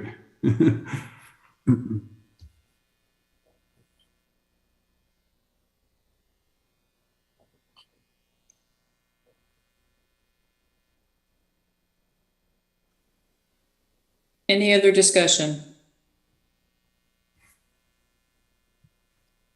So hearing no further discussion, is there a motion to accept the staff recommendation? And I'm going to reiterate what that is so we all are clear on it. It's a provisional license shall remain active and valid through March 31st, 2024 with the following contingencies are met. Resubmission of all application materials, removing the references to the nursing assistant diploma and practical nursing diploma programs, submission of documentation demonstrating that the institution's website, social media, and other digital media are in compliance with Rule 6E-2.044-11. An institution may not conduct a program unless specific authority is granted in its license. Submission of a financial statement of the parent corporation that controls the institution, compiled, reviewed, and audited according with the general accepted accounting principles, prepared by an independent certified public accountant. for the fiscal year ending December 31st, 2022. And so those are the three contingencies. Is there a motion to accept the staff recommendation? So moved. Second. Approved by Cross and second by Stefano. All in favor? Aye. Aye. Any opposed? The motion to accept staff recommendation is adopted. Thank you all. Thank you so much. Thank you. Thank you. We are on number 7, Sage truck driving schools, Plant City, number 12677. Staff recommendations have been provided. And if you are here from the institution, will you please raise your digital hand, unmute, and introduce yourself? Yes, good morning. This is Chris Throp. I'm president of Sage, and I'm here in Fort Pierce, and there are 2 additional people with me and 1 person online, and they'd like to introduce themselves. Good morning. My name is Bev Van Valkenburg. I'm the Southeast Regional Director based out of Florida, and we just want to thank you for this opportunity.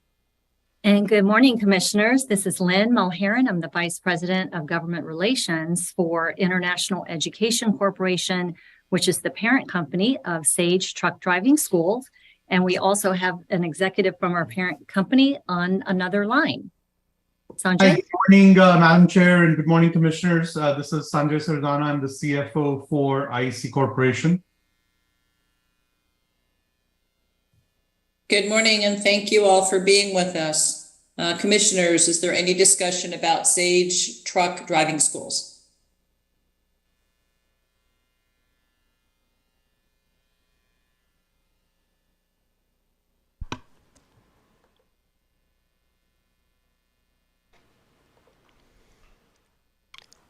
I'm just interested. I understand that you work with some of the Florida colleges. I'm just, if you want to share a little bit about that and what that looks like. Sure. Thank you, Madam Chair. So this is Chris Throp, again, president of Sage. I'm actually based in Camp Hill, Pennsylvania, which is where our corporate office is. A little bit of background on us. We've been in business since 1989. We were purchased in April of 2022 by International Education Corporation. The only thing that we do nationwide is CDL related services. So there's everybody knows there's a huge demand for truck drivers. So we've been in this business for quite a while. We have 22 locations in 12 states, and all we do is provide CDL related services of training and testing. So as you alluded to, in Florida, as in a number of other states, Sage is a contractor to certain colleges. And in Florida, it's Indian River State College, which is where I am now, and also Hillsborough Community College in Plant City. We've had these arrangements for many years. In fact, we were starting in 2001, we were affiliated with in a contract arrangement with Palm Beach Community College, and then we moved to Indian River and also Hillsborough. So in that capacity, we're offering services in connection with their program. So they have a CDL program, and we provide certain services related to their program on their campuses and at their facilities. So this CIE application has mainly been driven by our interest in becoming VA approved. So the VA and the state approving agency would like us to be approved. We're approved in many states other than Florida. I am a former Army officer, so this is important to me. And the presidents of both of the colleges we work with are former Army officers as well. So I know IEC is very interested in doing this. We work very hard on the application because one of the requirements to become VA approved is to be CIE approved first. So that is our intention, and that's the driver to today's application. And you, so I'm still interested in I'm in a Florida college school, so that's why I'm interested. So the at Indian River and Hillsborough, are you? Where's your truck driving pad? Like, do they? Is it their physical footprint and where, and in these locations, do you have a pad at Fort Pierce, Plant City? And those are for your operations at those colleges, right? Right at Plant. So in Plant City, yes, we have a pad that's right on the campus, and in Fort Pierce, it's an arrangement made through the college with the county. Oh, okay, I see. But in Hillsborough, it's on their college campus? It's not on the college campus, it's actually on the county fairgrounds. No. Okay. Right? Oh, Hillsborough, I'm sorry. Yes, Hillsborough. Yes, you're correct. Oh, I see. And in New River, it's the county fairgrounds. Okay. Thank you. Yeah. Super. Thank you.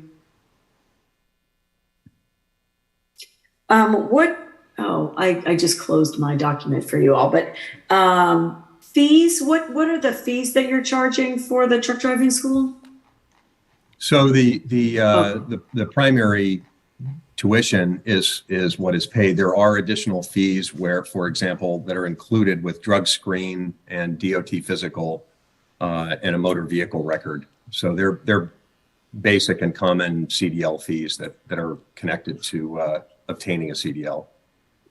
Okay, so for so it's about 5,300, right? That's what I'm seeing. Right. Plus I meant tuition. I said fees, but I meant tuition. So thank you. Yeah, and then there are some other ancillary fees. Right, but that is the range is around 5,300. Okay.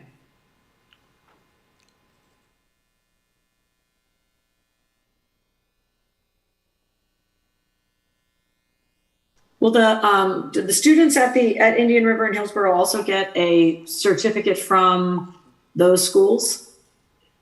They do. So that the certificate that is issued has it indicates the program at the college. It also references SAGE, and the reason that we did that is because when we help the college with job placement assistance. So we have a very large network of trucking companies that hire our graduates, and it actually helps them get a job to have the SAGE reference. So we opted to include that on the certificate. And they're doing it through continuing education? You know? Yes. Okay, super.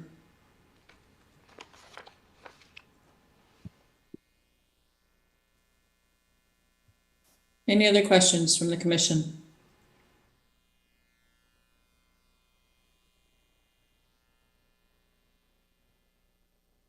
Hearing no further discussion, is there a motion to accept the staff recommendation to grant the provisional license for SAGE truck driving schools in Plant City? So moved. So moved. Approved by Commissioner Stefano and second by Commissioner Cross. All in favor? Aye. Aye. Any opposed? The motion to accept staff recommendation is adopted. Thank you. And I believe we're continuing on to the Fort Pierce location next. So you are all welcome to stay on and continue the conversation. Okay. Thank you. There's really, it's the same. It is. Same arrangement. Yes. Thank you. I'll make a motion to, I'll accept, I'm sorry. Sorry. I know. Let's go.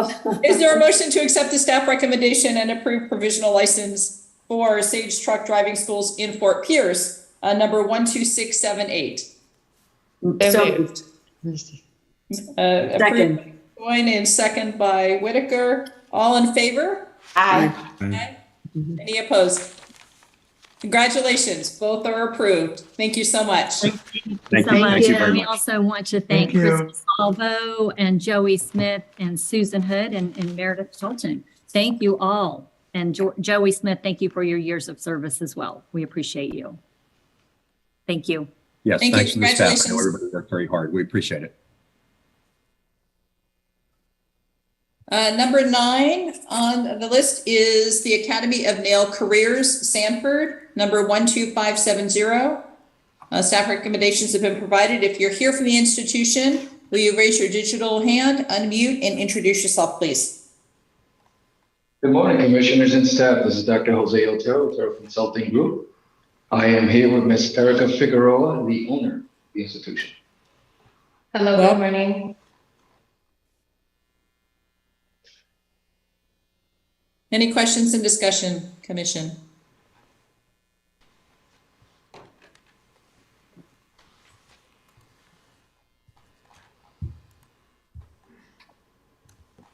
I will lead. Why don't you give us some background and introduce the Academy of Nail Careers and your program and any differentiator that you will have being a new school in your area, please. Okay, so I have been in the industry for about 10 years. I started off as a nail tech back in 2013, just working in a salon. And shortly after that, about 5 years later, I opened up my own nail salon. And it's been open for about 6 years. Okay. So during the 6 years, I have been in education. I have built my reputation on quality and customer service, and that is what our salon stands on. We have created a big social media following, so I am also an influencer. And throughout the years, I also have collaborated with a huge nail brand, Valentino Beauty Pure, which is also going into working with us and the school. So throughout the time, pretty much, we have transitioned into education. So currently, I already do one-on-one classes with nail techs that have graduated or beginner nail techs. And so I see what can be shifted in the industry and how I can implement a better foundation for beginner nail techs and the nail techs that are coming into the industry. And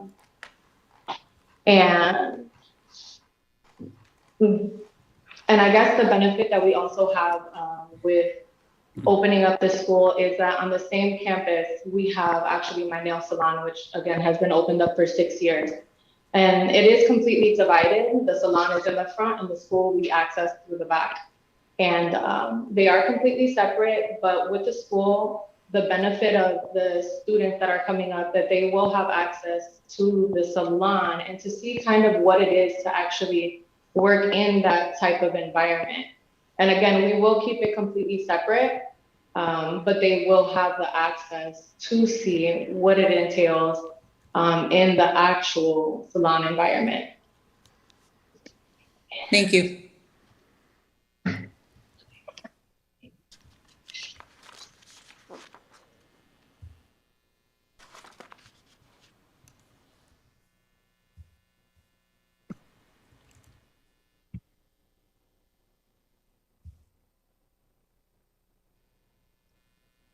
Any other questions, discussion?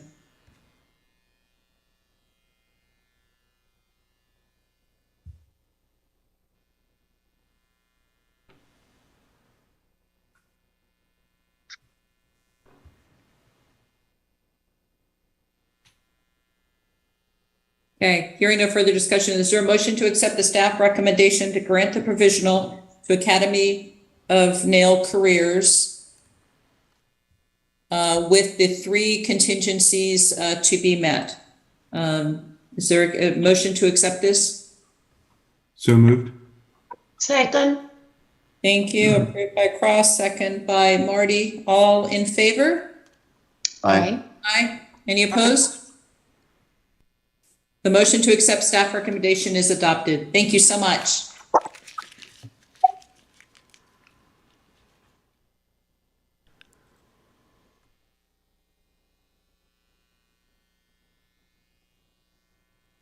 We are now on section C, application. Commissioner Taylor Ellis, there is a number 10, a write-in in this section. I apologize. Thank you for that.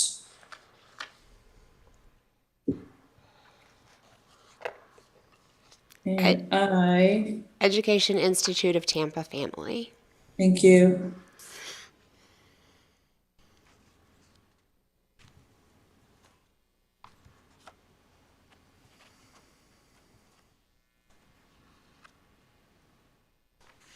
I apologize. I am looking for that one.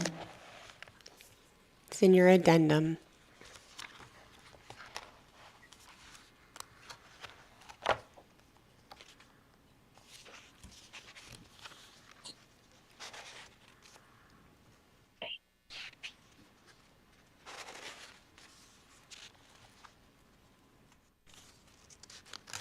There it is. Thank you so much. Portion B, application for provisional number 10, Educational Institute of Tampa Family, Tampa, number 12577. If you're here from the institution, will you please raise your digital hand, unmute, and introduce yourself, please? Good morning. Can you hear us? Yes, we can. Thank you. Good morning. My name is Laura Cessna. I'm the Director of Accreditation and Educational Opportunities. Madam Chair, we would like to thank you, Executive Director Meredith Pelton, and the commissioners for your consideration today. Joined by me are Ms. Sherry Hoback, President and CEO, Tom Van Pelt, Chief Operating Officer, Wendy Hofleck, Chief Financial Officer, Bob Harris, Legal Counsel, Ron Pierce, President of the RSA Consulting Group, and with us also is Stuart Flores, who is our clinical front desk employee with our parent organization, Tampa Family Health Centers, who is interested in our programs. Please know that we appreciate the CIE support during this process and also appreciate the recommendations that we have completed thus far to our best ability. We would like to take this opportunity to provide you with an overview of the recommendations and our team's hard work. Thank you. Thank you so much.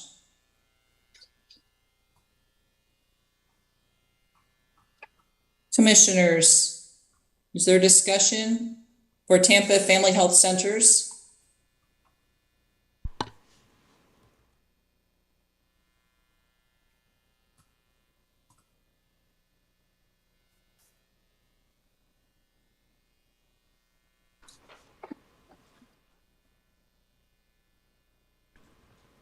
Commissioner Taylor Ellis, may I ask a question? Yes, please. So to the institution, in the first note in your audit, which it is my understanding those are the consolidated financials for both the school as well as Tampa Family Health Centers. It says the Education Institute of Tampa Family, Inc., the Institute, is a not-for-profit corporation formed in 2022 for the purpose of fostering career development and success that empowers each student to excel in a diverse and technically advanced workforce.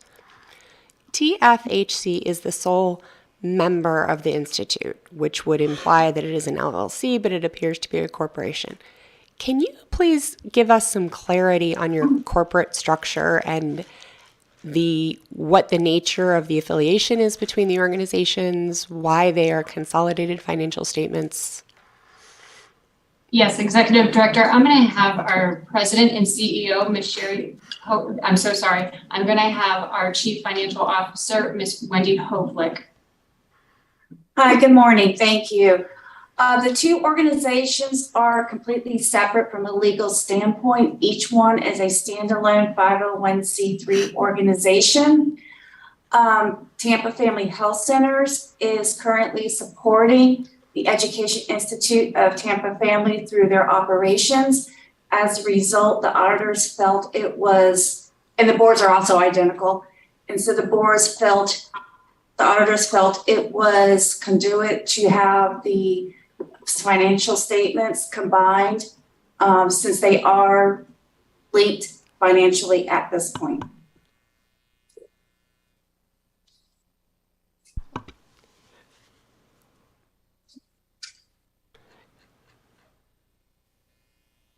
Thank you. So commissioners, based on that very clear explanation, thank you. I would like to make the recommendation at this time to add to the staff recommendation submission of a compilation review or audit of the school's parent corporation, so the school's financials separately.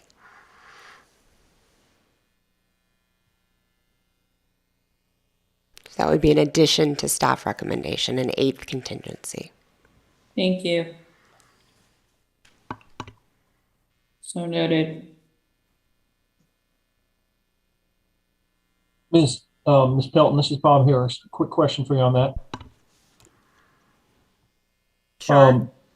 You mentioned two things. Obviously getting an audit is a 90 to 120 day process. Getting a compilation would be significant. You mentioned a compilation on an audit, and you would accept for that contingency a compilation for the Education Institute? It's a new school, so yes. Okay, thank you, ma'am.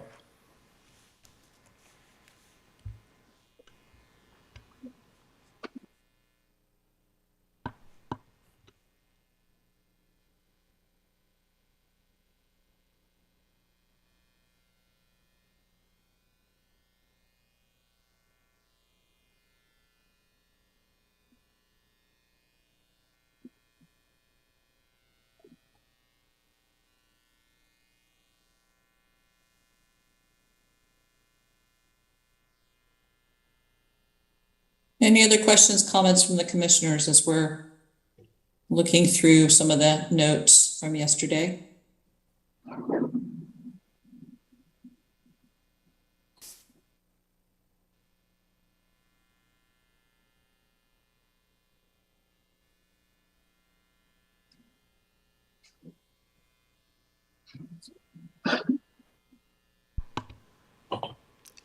Just to clarify for the commissioners, and I am not trying to drag this out, but this institution's materials are in the link that was sent earlier this week.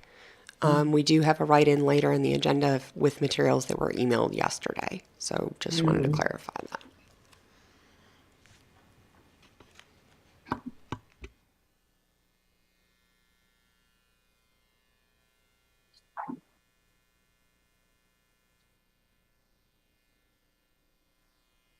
So I'll ask a few questions. So 3 programs: medical assistant, pharmacy technician, medical cold worker, and biller. I'm seeing it's online, hybrid, synchronous. Tell us about your campus, your school location, and square footage of that, and what compiles that. Yes, at this time, we'll have our Chief Operating Officer, Tom Van Pelt. Yes, the facility is a standalone facility. It is just short of 15,000 square feet. It is centrally located to a bus stop in the Tampa area of Hillsborough County. Thank you. And I do see the layout here in the notes, but just wanted some more commentary and context on that. Thank you so much. Thank you.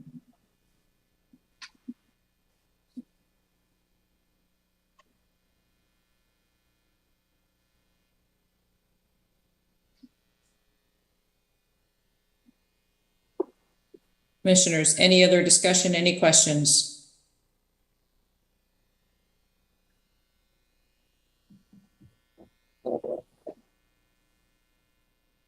If not, is there a motion to accept the staff recommendation, which includes 8 contingencies that are noted in the recommendations in the notes, including number 8, which was added, which is a submission of compilation or an audit of schools, parent corporation, and school financials separately.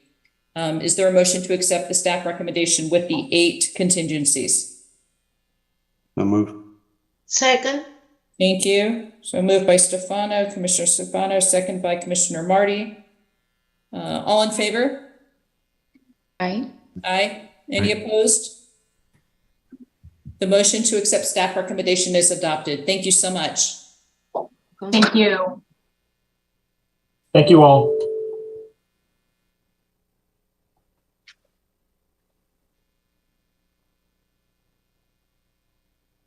We are now at section C, application for annual license. We have 4 schools on the agenda for this. There are 4 items. Is there a motion to consider these applications by consent? So moved. Thank you. Commissioner Cross?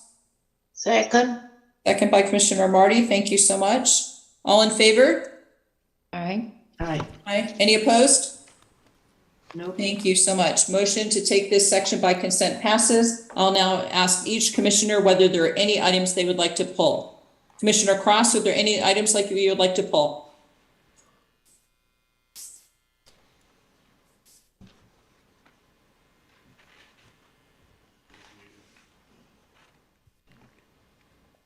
Commissioner Cross, you are muted.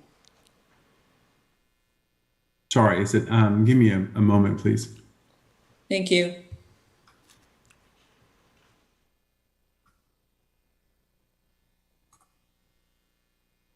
Commissioner Marty, I'll ask you, are there any items you would like to pull? I would like a little bit more explanation on item number 2. Okay, so we'll pull number 2. Thank you. Commissioner Stefano, any items you would like to pull? 2 and 3. 2 and 3, thank you. Commissioner Whitaker, any items you'd like to pull? No others. Thank you. Thank you. Commissioner Cross?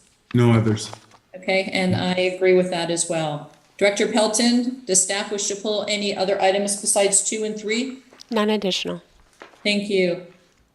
So is there a above motion to accept staff's recommendations on items 1 and 4 to accept staff recommendations? Is there a motion? So move. Second. Thank you. Approve, moved by Whitaker, second by Stefano. All in favor? Aye. Aye. Any opposed? So motion passes and staff recommendations are accepted for schools number 1 and 4. Moving to those that have been pulled. Number 2, Code Box Technology School, St. Petersburg, number 9103. If you're here from the institution, please raise your digital hand, unmute, and introduce yourself. Good morning. I am Kim Vogel, and I am the Vice President for People and Community Development for CodeBox. And I have joining me Ron Kishin, our Head of Schools. Good morning. Good morning. Good morning.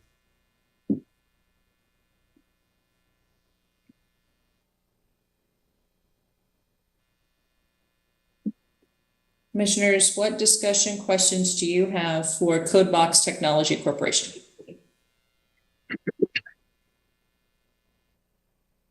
I would like to know if the institution is ready to comply with all the requirements posted by staff.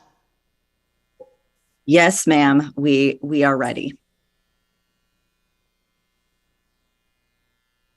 Is there anything in particular you would like to make sure that we are doing?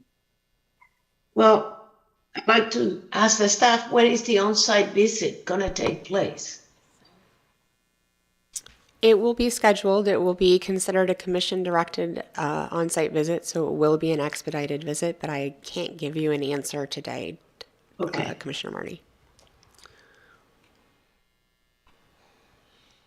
If I may... So may I ask this, and I apologize, Commissioner Stefano, when should the office anticipate financials from the institution, please?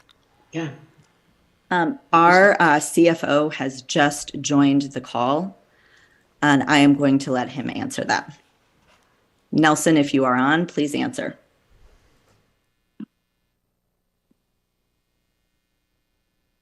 Let's make sure he's unmuted. Last name?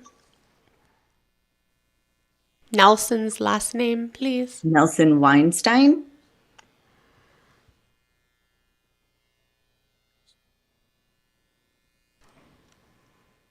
Hi, this is Nelson. Can you hear me now? We can. Yes. Yes. Thank you.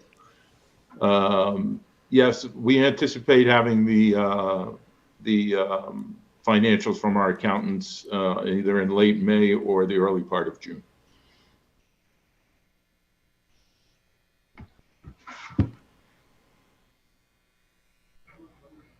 What other locations do you have?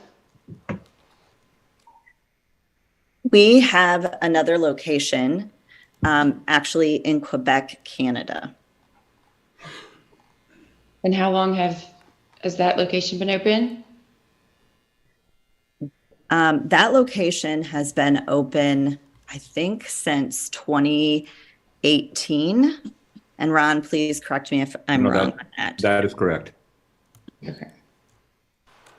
And this is, so the St. Petersburg location is the only one in United States? Correct. Okay.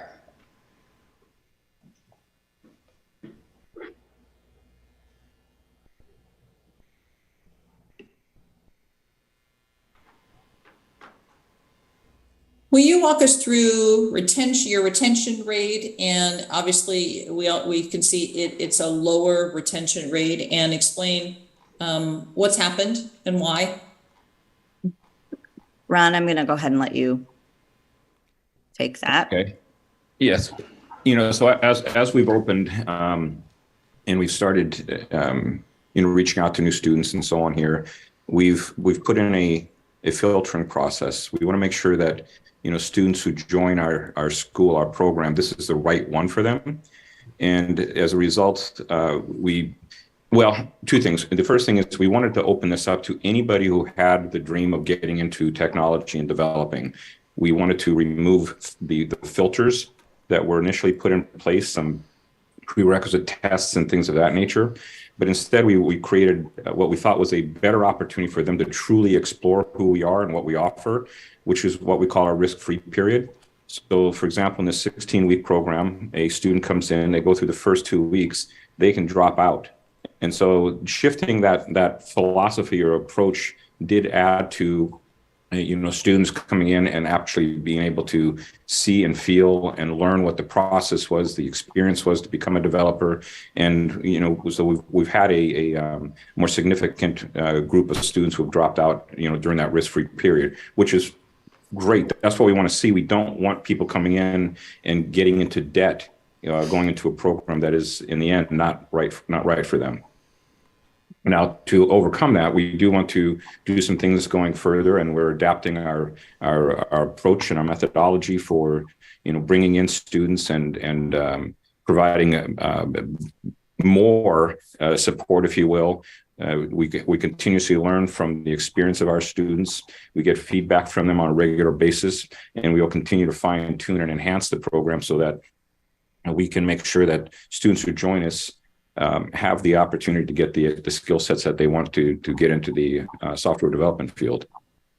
I'm trying to understand what you're saying. So what you're going to do is modify your admission requirements and have some prerequisites?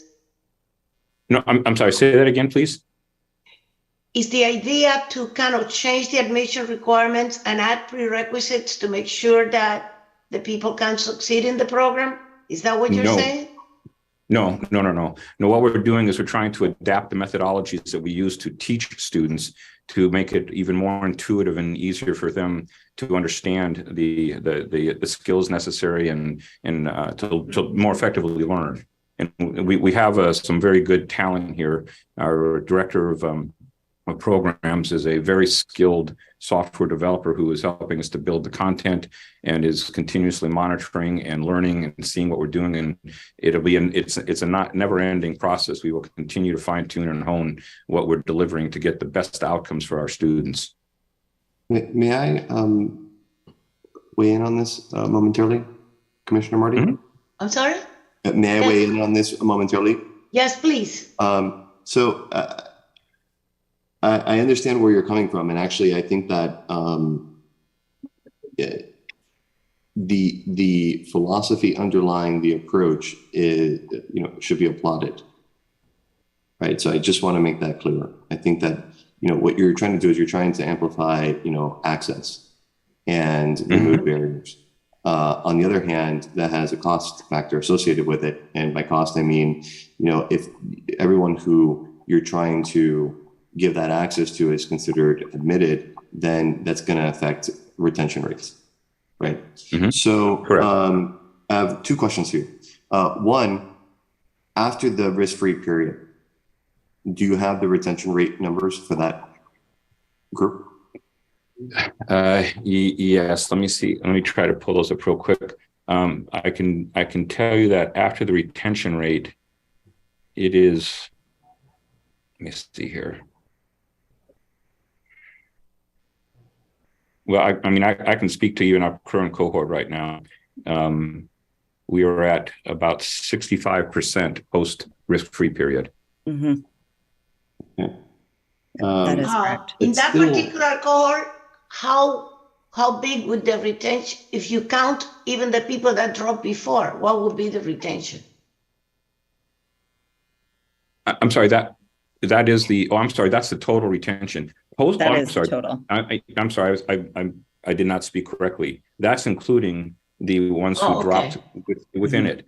Post risk-free period, it's over 80%. Mm-hmm. Oh, okay. That was the first question. Now, second, I think other institutions do this. They just structure it differently. What I've seen is other institutions will allow students to enroll in courses and engage in continuing education, and they defer the official admission to the program until after that period. And so, in a sense, if you were to offer that risk-free, but not as admitted to the program, but risk-free, as continuing education, and then admission is contingent upon, successful performance in that period, then it seems like you would achieve your goal of improving access while also being able to publicize, more accurate retention rates.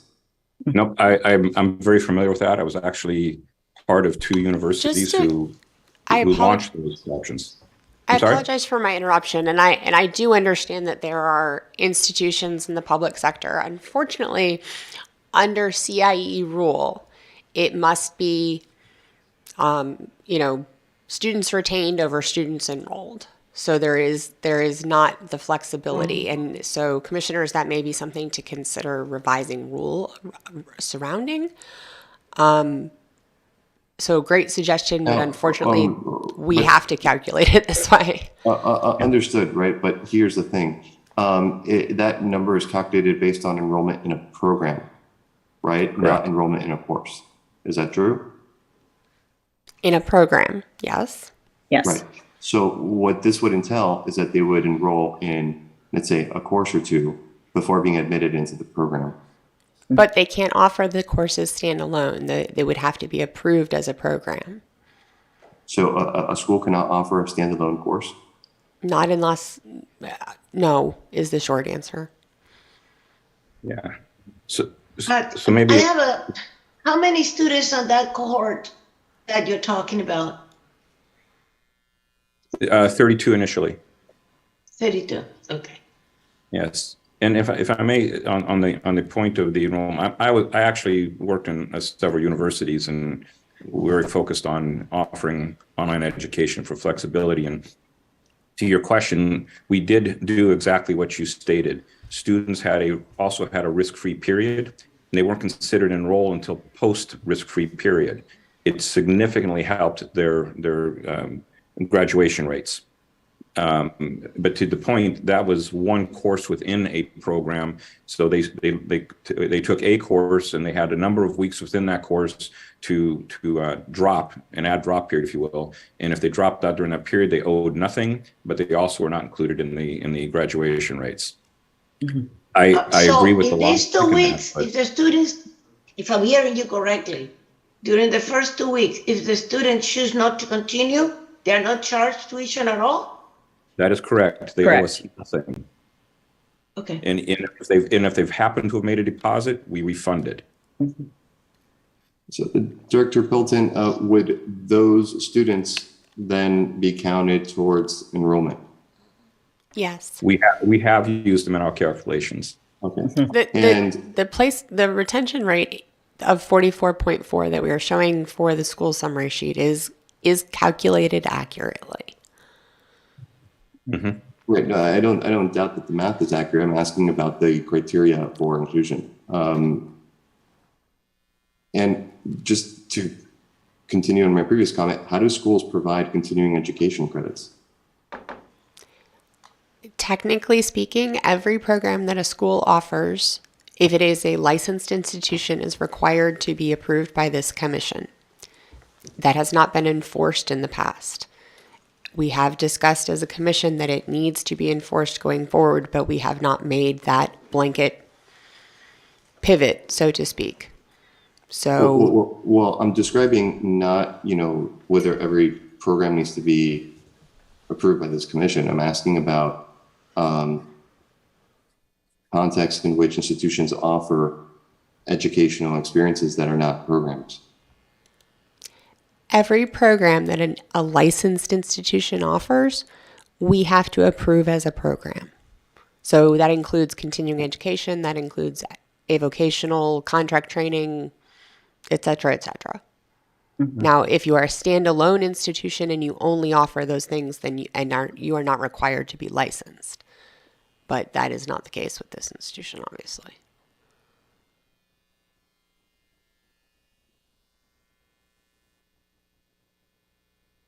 So I'm still not clear here in the sense that I understand that programs If a need to be school licensed. offers a continuing education class in, pick a special, whatever it may be, for this school, SHRM certifications, for example, those are continuing education credits. That still has to be approved by the commission. Well, understood, because even though that counts as continuing education credits, it is a certificate or a program that has its own termination, right? But if a school were to offer a standalone course that does not terminate in a certificate or it is not part of a program, that's what I'm asking about. And we see this all the time. Schools offer things on edicts, right? Or on Coursera for people to take. And it's not a program, it's just a course.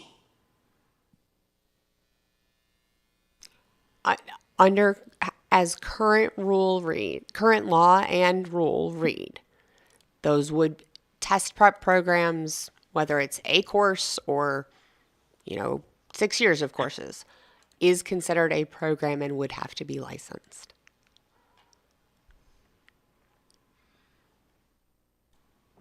The school is currently on a provisional license. Correct. Yes. How many students altogether do you currently have? At the moment, there are 22 active students.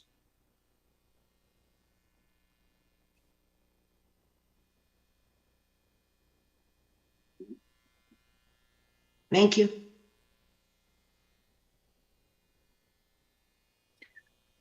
Oh, I'm sorry, my apologies. That was our January cohort start. I just looked at, I left out we had a March 20th start, which brought in 8 more students. So there's actually 30 current active students.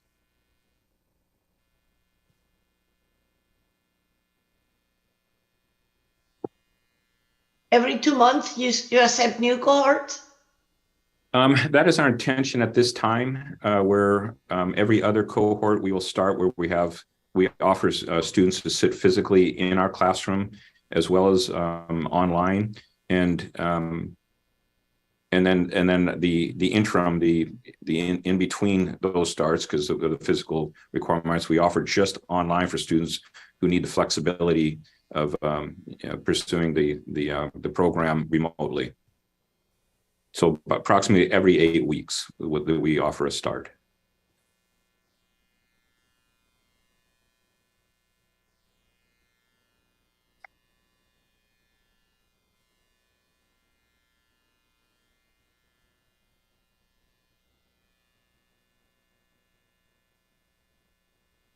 Are you offering, I'm sorry, last question for me. Are you offering any placement support? If you answered this earlier, forgive me. Yes, we are. We are, what we are doing is that we are very focused on our students for the following 90 days of completing a cohort where we are doing one-on-one meetings with our students on a weekly, bi-weekly basis, helping them with interviews, preparing for interviews, as we are working with various employer partners, and our body of work is growing in that area, as in we continue to work with local employers, not only learning what their employment needs are, what their training needs are, but also really working with them to make sure that our students are prepared to interview with them. And so we continue to do that, and we will continue to do that. For us, the big piece is making sure that we have enough employer partners, right? That they are basically providing seats, if you will, so that we can get our students placed as quickly as possible. Typically in those intermediate 90 days, we are not only working on the interview skills, professional development skills, but we are also working on their continued training and the continued building out of their portfolio. That is always a big thing when it comes to developing, to full stack developing, is that continuous learning, because the technology obviously changes so quickly. Yeah, you might want to speak to our Code Box for Life.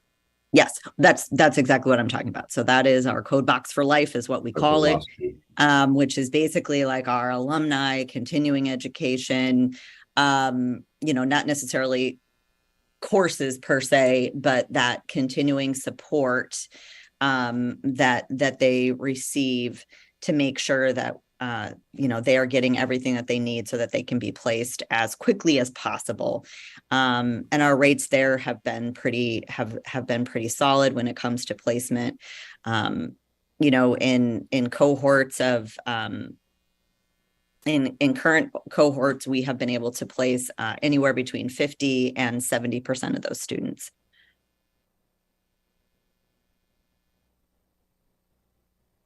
Or at least help them get there, I should say. So the placement that we have here is 100% of placement for 21 to 22 for the 18 students with a retention of 44. So I'm hearing that placement percentage is slipping, or is not the 100% that we're seeing here with current cohorts. Is that correct? That is correct for 22. I am sorry, I'm working off of 23 numbers right now. We just finished a January cohort, and right now with those numbers, we are at about 80%. So I apologize for that.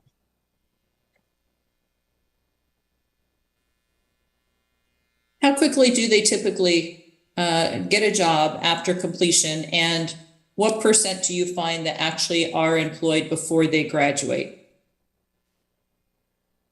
The number before they graduate, I would say, is pretty low. And I do believe that it is low because the program is pretty intense, number one. And so there isn't a lot of time, but also for those of you who are familiar with kind of a full stack development, there is still a lot of skills that they need to continue to build.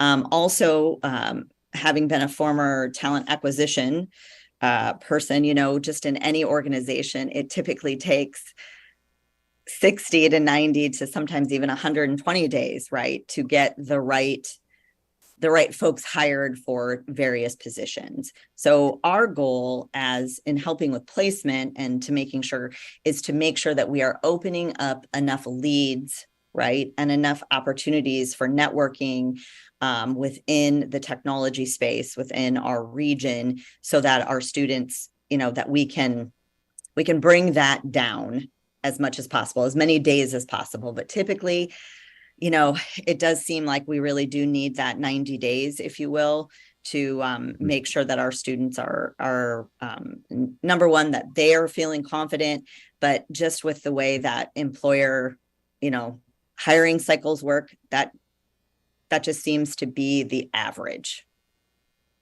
Thank you. Mm-hmm.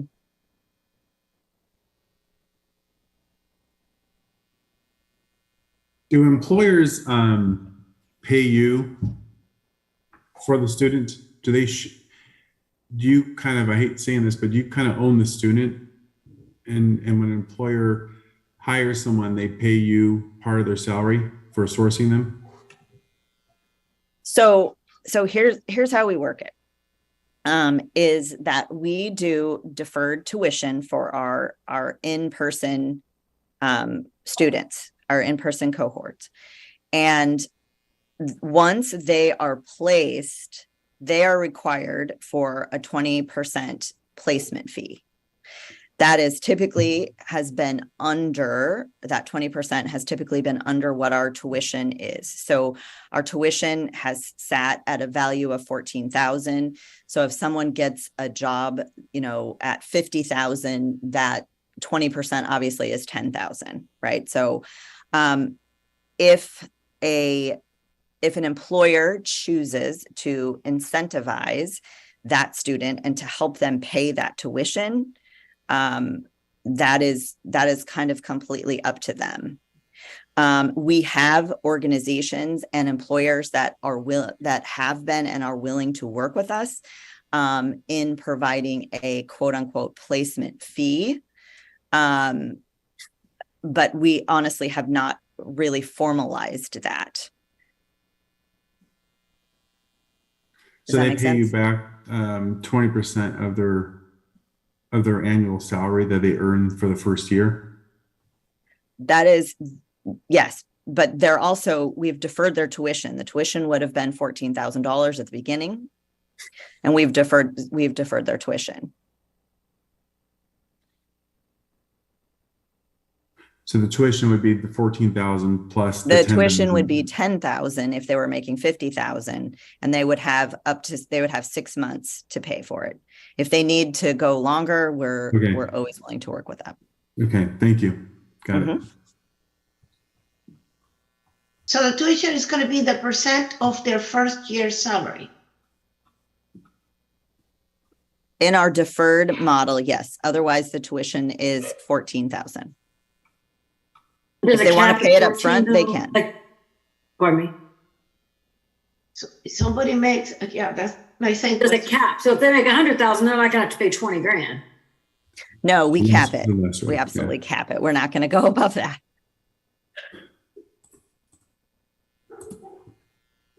And it's their option. They could choose to pay it and not defer it and pay it and not owe any money, right? They absolutely could. Okay, thank you.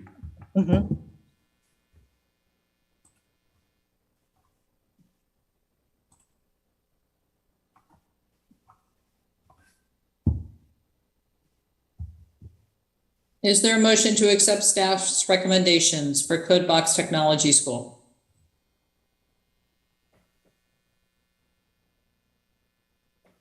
I'll make the motion. Second. Thank you. Commissioner Coyne, Commissioner Stefano, all in favor? Aye. Aye. Any opposed? The motion to accept staff recommendations is adopted. Thank you so much. Thank you. Thank you. Appreciate your time. The second school that was pulled is number 3, MMB Dynamic Phlebotomy Training, Jacksonville, number 9017. The school is present. Will you please raise your digital hand, unmute, and introduce yourself?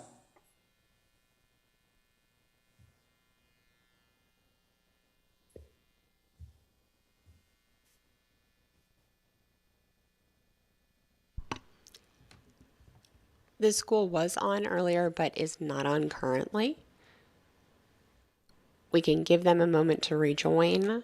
We can table and come back. Or the commission may proceed.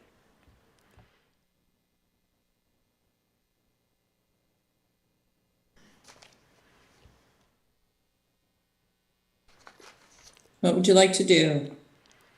Are there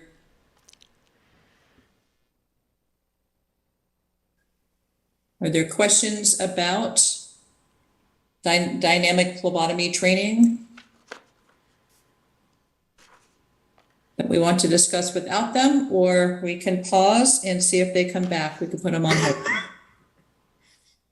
Was this pulled for staff? I'm sorry, I had stepped away. Was this pulled for staff? Commissioner Right. Stefano pulled this school. Oh, okay. And the reason for pulling it had to do with the lack of strong financials, and I believe there is a request for them to pay into the student protection funds. Is that correct, Executive Director Meredith? That is correct. Have they responded at all to your request? They have not reached out to me since they were provided their summary sheet. How long ago was that done? When the agenda went out, so the same day that you received the agenda. That's interesting.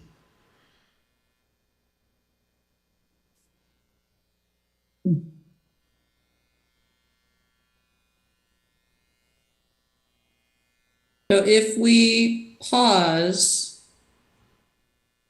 just from a procedural standpoint, the question will be, will they come back online or not? Or if, so is there continued discussion that we need this school online with us to answer the questions before reviewing the next steps with this school? Dr. Stefano, Commissioner Stefano, do you want them presented so we can discuss? Well, I mean, it would be good to know what their current financial situation is and what their plan is, but I do believe that the contingencies, will achieve those ends, and therefore, if the commission wants to proceed, I think that that'll be satisfactory as well. So is there a motion to accept the staff recommendation with the contingencies to grant the annual? Yeah, they have 90 days, so I guess so.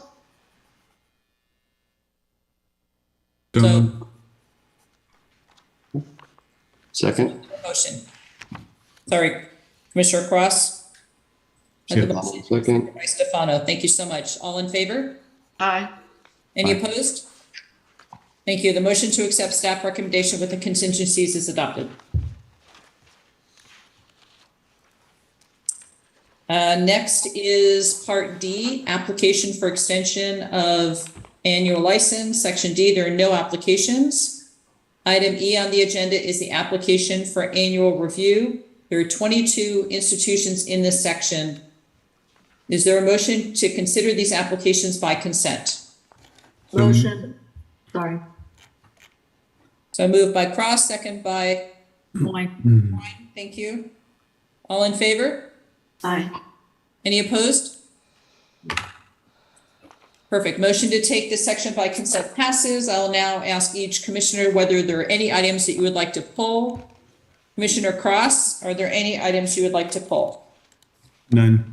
Thank you. Commissioner Marty, are there any items you would like to pull? No. Thank you. Commissioner Stefano, are there any items you would like to pull? One second. No worries.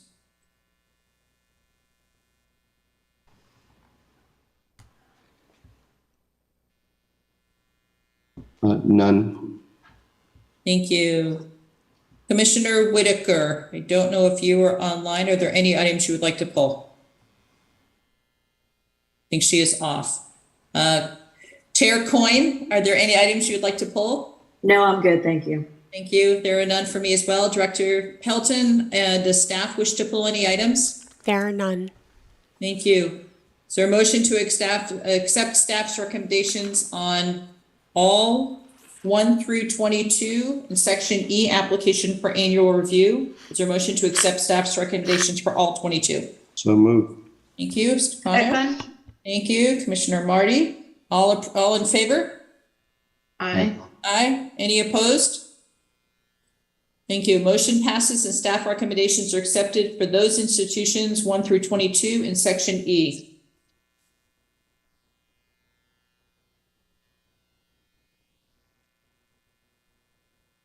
We are now on section F. There's one application per license by means of accreditation in section F. Empire Beauty School, West Palm Beach, number 4336. Staff recommendations have been provided. If you're here from the institution, will you please raise your digital hand, unmute, and introduce yourself? Good morning. This is Joseph Medlin. I am the Senior Director for the Southeast for Empire Beauty School here in Florida. Good morning.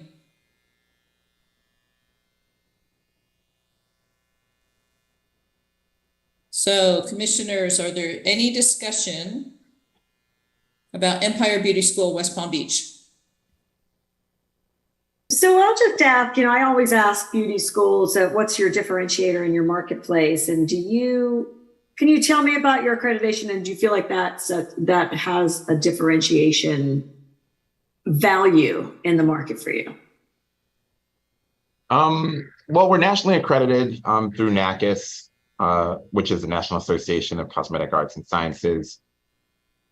NACIS does hold us to some pretty high standards, and it ensures that we are maintaining really all of the areas that should be important to someone that's going to be getting into cosmetology or any field, meaning that we actually have to meet a minimum number of graduates, a minimum number of placed students, and a minimum number of licensed students, which we typically overachieve and exceed on an annual basis. We're reviewed every 2 years for that. So it just should give our students or anyone that's getting into the program at Empire some solace in knowing that in order for us to keep our doors open, in order for you to come to a school, one of our schools, we are required to make sure that we're giving them that confidence in what their future is going to be. How we separate ourselves, we are actually a pretty diverse and multicultural training program school. And in saying that, we focus on all different hair textures and skin tones, which is very rare in a cosmetology program. Typically, cosmetology programs work on 1, possibly 2 different hair textures. We focus on really what's out there, but all of our mannequins also have 100% human hair texture, which give our students an opportunity to be able to practice on those textures prior to working with their clients.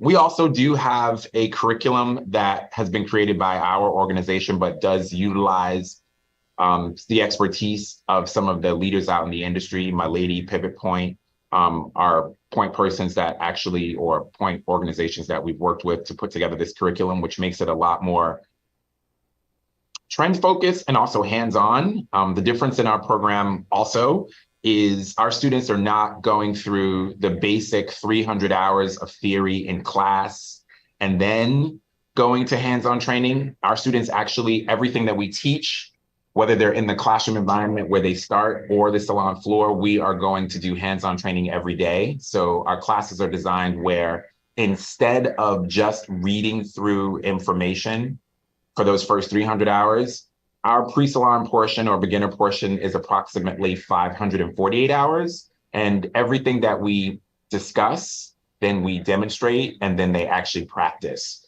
So that's how it starts. And then it runs that way throughout the entire program. So I think those are some really great ways that we separate ourselves and really are different than a lot of the cosmetology organizations that exist.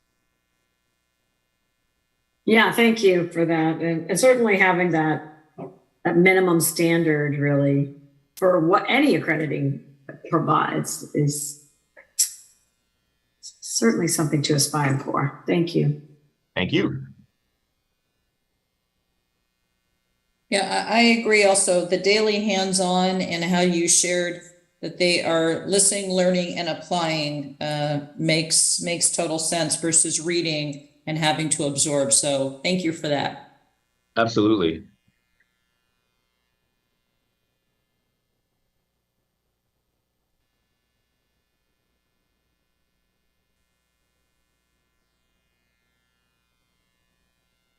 Any other questions?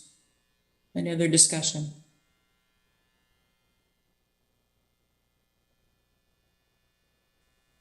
If not, is there a motion to accept staff recommendation for Empire Beauty School? So moved. Thank you. Second, Mr. Stefano, thank you. All in favor? Aye. Aye. Any opposed? The motion to accept staff recommendation is adopted. Thank you so much and congratulations. Thank you, folks. You have a good one. You too. I have been requested to, let's have a 10-minute break. We will come back at, is 10 minutes enough for everybody? Okay, so we will be back at 11:50. Thank you so much.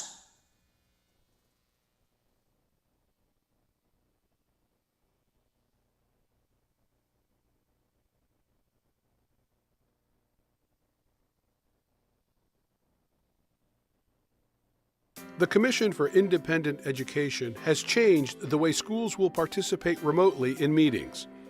Moving forward, CIE will be using Zoom webinar, and there are a few differences to be aware of. The first process to be aware of is registration.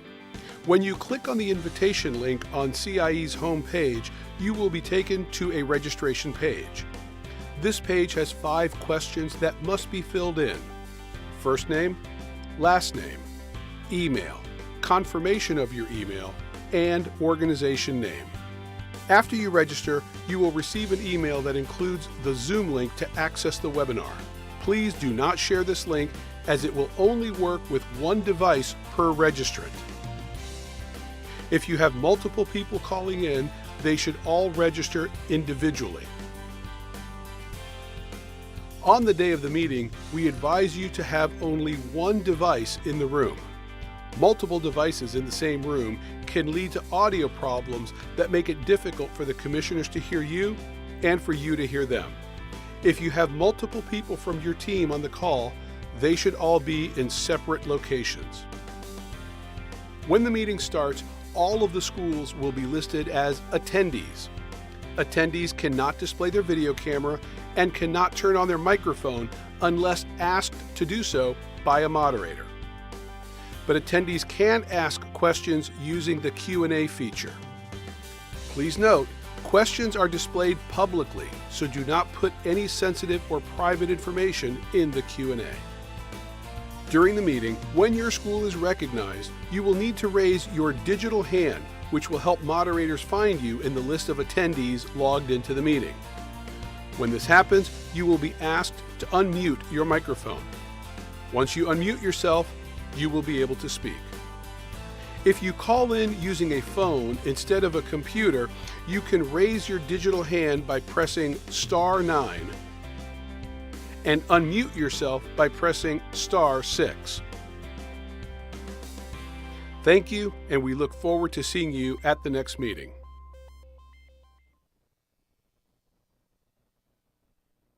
The Commission for Independent Education has changed the way schools will participate remotely in meetings. Moving forward, CIE will be using Zoom webinar, and there are a few differences to be aware of. The first process to be aware of is registration. When you click on the invitation link on CIE's homepage, you will be taken to a registration page. This page has 5 questions that must be filled in. First name, last name, email, confirmation of your email, and organization name. After you register, you will receive an email that includes the Zoom link to access the webinar. Please do not share this link as it will only work with one device per registrant. If you have multiple people calling in, they should all register individually. On the day of the meeting, we advise you to have only one device in the room. Multiple devices in the same room can lead to audio problems that make it difficult for the commissioners to hear you and for you to hear them. If you have multiple people from your team on the call, they should all be in separate locations. When the meeting starts, all of the schools will be listed as attendees. Attendees cannot display their video camera and cannot turn on their microphone unless asked to do so by a moderator. But attendees can ask questions using the Q&A feature. Please note, questions are displayed publicly, so do not put any sensitive or private information in the Q&A. During the meeting, when your school is recognized, you will need to raise your digital hand, which will help moderators find you in the list of attendees logged into the meeting. When this happens, you will be asked to unmute your microphone. Once you unmute yourself, you will be able to speak.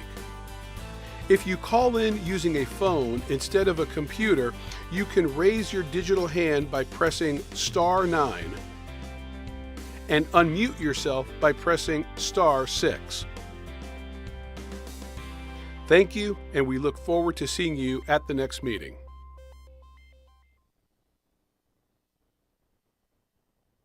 The Commission for Independent Education has changed the way schools will participate remotely in meetings. Moving forward, CIE will be using Zoom Webinar, and there are a few differences to be aware of. The first process to be aware of is registration. When you click on the invitation link on CIE's homepage, you will be taken to a registration page. This page has 5 questions that must be filled in: first name, last name, email, confirmation of your email, and organization name. After you register, you will receive an email that includes the Zoom link to access the webinar. Please do not share this link, as it will only work with one device per registrant. If you have multiple people calling in, they should all register individually. On the day of the meeting, we advise you to have only one device in the room. Multiple devices in the same room can lead to audio problems that make it difficult for the commissioners to hear you and for you to hear them. If you have multiple people from your team on the call, they should all be in separate locations. When the meeting starts, all of the schools will be listed as attendees. Attendees cannot display their video camera and cannot turn on their microphone unless asked to do so by a moderator. But attendees can ask questions using the Q&A feature. Please note, questions are displayed publicly, so do not put any sensitive or private information in the Q&A. During the meeting, when your school is recognized, you will need to raise your digital hand, which will help moderators find you in the list of attendees logged into the meeting. When this happens, you will be asked to unmute your microphone. Once you unmute yourself, you will be able to speak.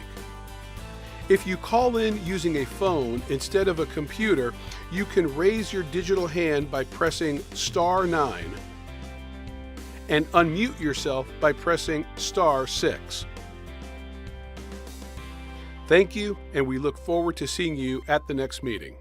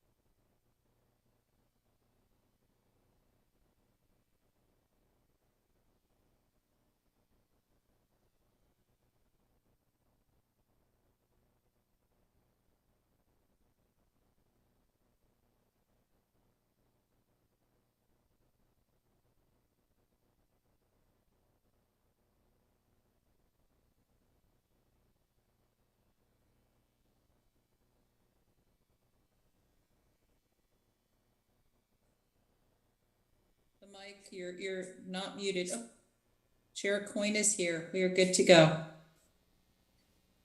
Welcome back, everyone. We are back live. Thank you. Welcome back, everyone. We are on section G. There are 11 institutions in section G, annual review of license by means of accreditation. Is there a motion to consider these applications by consent? So moved. Thank you. Second. Thank you. Moved by Chair Coyne and second by Commissioner Whitaker. All in favor? Aye. Aye. Any opposed? Motion to take this section by consent passes. I will now ask each commissioner whether there are any items they would like to pull. Commissioner Cross, are there any items you would like to pull? No. Thank you. Commissioner Marty, are there any items you would like to pull? No. Thank you. Commissioner Stefano, are there any items you would like to pull? Not at this time. Thank you. Commissioner Whitaker, are there any items you would like to pull? No. Thank you. Chair Coyne, are there any items you'd like to pull? No. Thank you. And I have none as well. Director Pelton, does staff wish to pull any items? No. Thank you. Is there a motion to accept staff's recommendations on items 1 through 11 by consent and approve them? So move. Thank you, Commissioner Marty. Second. Thank you, Commissioner Stefano. All in favor? Aye. Aye. Any opposed? No. Motion passes and staff recommendations are accepted for schools 1 through 11 in section G. Moving to section H, there are 2 applications for section H. One is included in an email that you all received yesterday.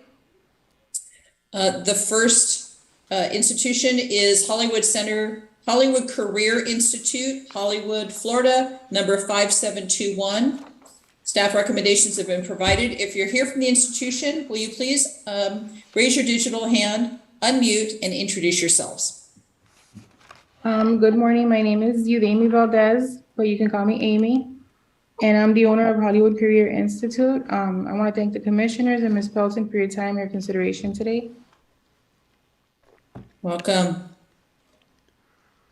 Thank you. Thank you. Any questions, discussion from the commission?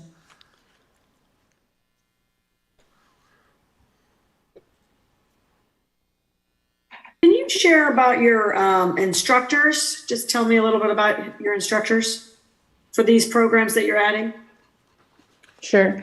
For the massage therapy, we have Elisa, she's a massage therapist, licensed massage therapist. For hemodialysis technician, we have Louis, he's a RN.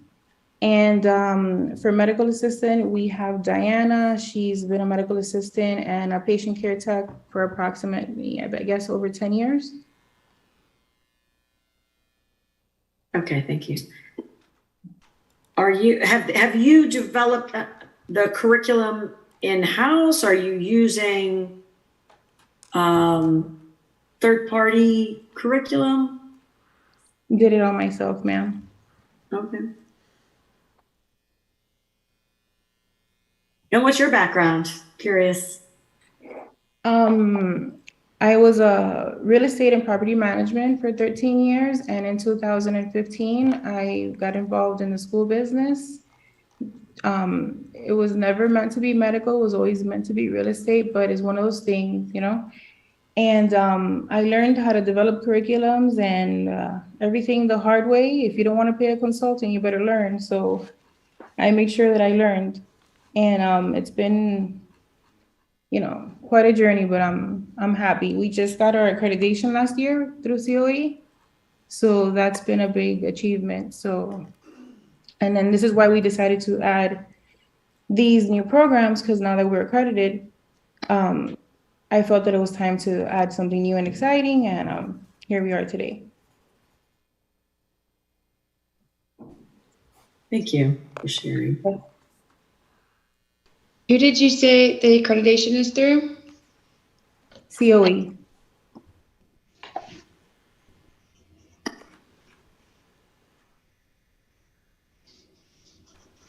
Were all these programs already approved by your accreditor? We first have to get approval from CIE, and then but we've informed COE. But we first have to get approval. Which were the programs? Because you are asking for modifications. Which ones were the ones approved by your accreditor? Medical billing and coding, traditional, not hybrid. Patient care technician, phlebotomy, and home health aid. The current 4 programs that we have now. Thank you. Yes, ma'am.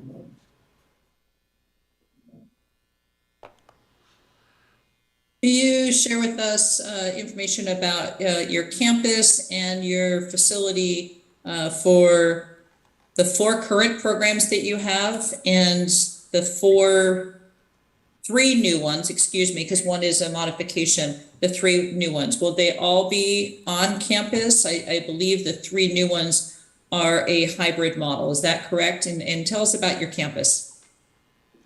So we, for the 3 new programs, yes, you're correct. They're hybrid, but they're also traditional. In regards to our campus, the current location that we have now suits the 4 programs that we currently have. But in order to add these additional 3 programs, I understand square footage is important. So we rented a location right next to where we are, just like 2 feet from us. It's the next bay.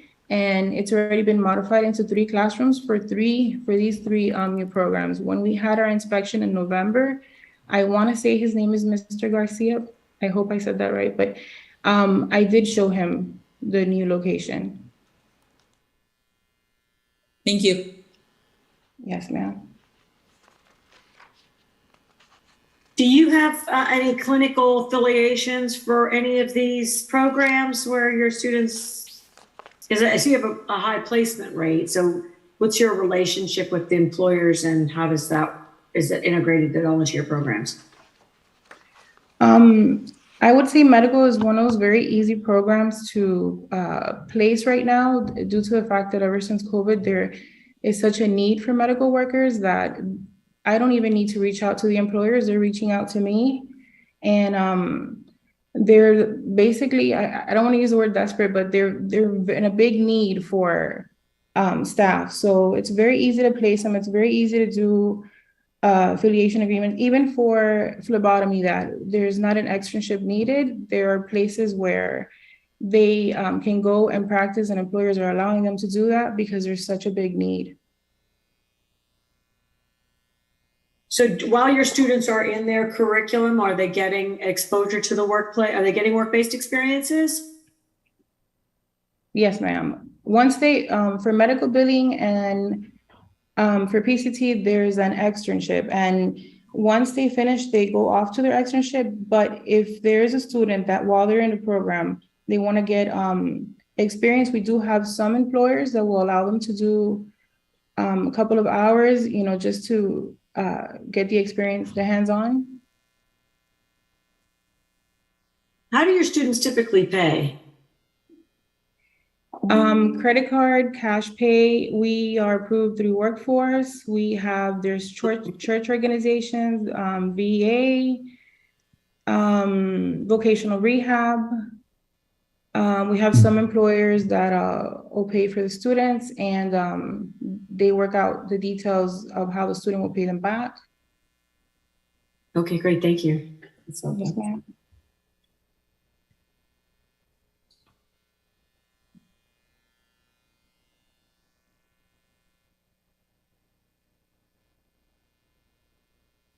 Any other questions, commissioners?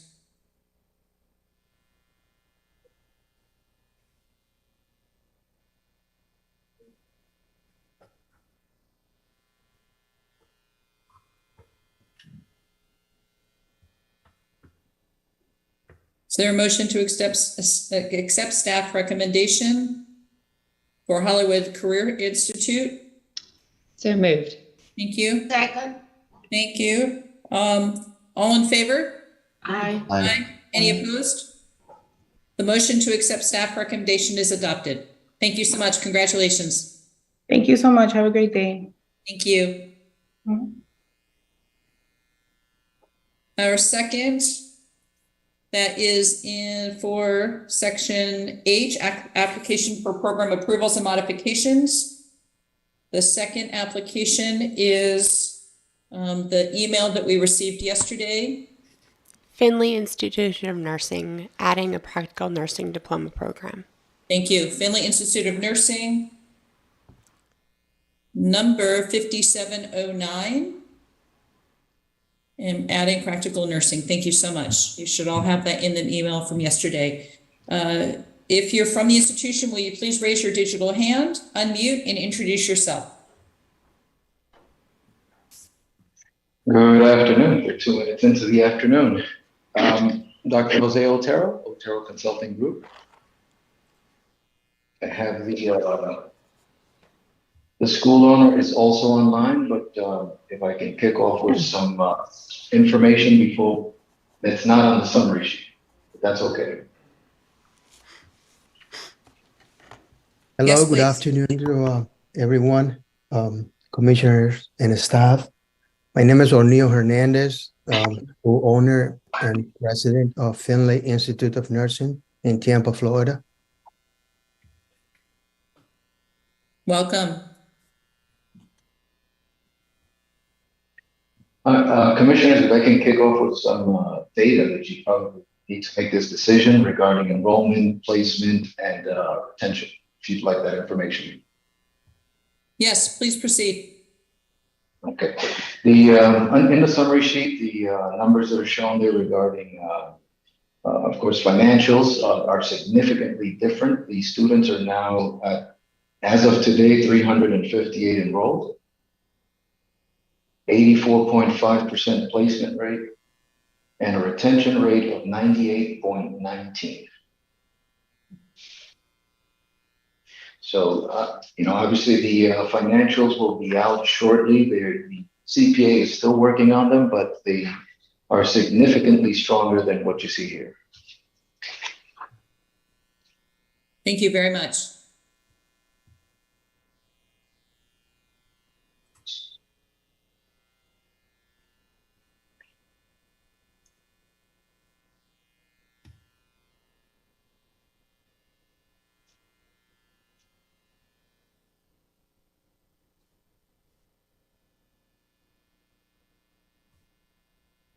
So we see that your request is to add practical nursing, 11th month program on campus. Walk us through your plan for enrollment. How many students are you planning to enroll in this program that you're asking to add?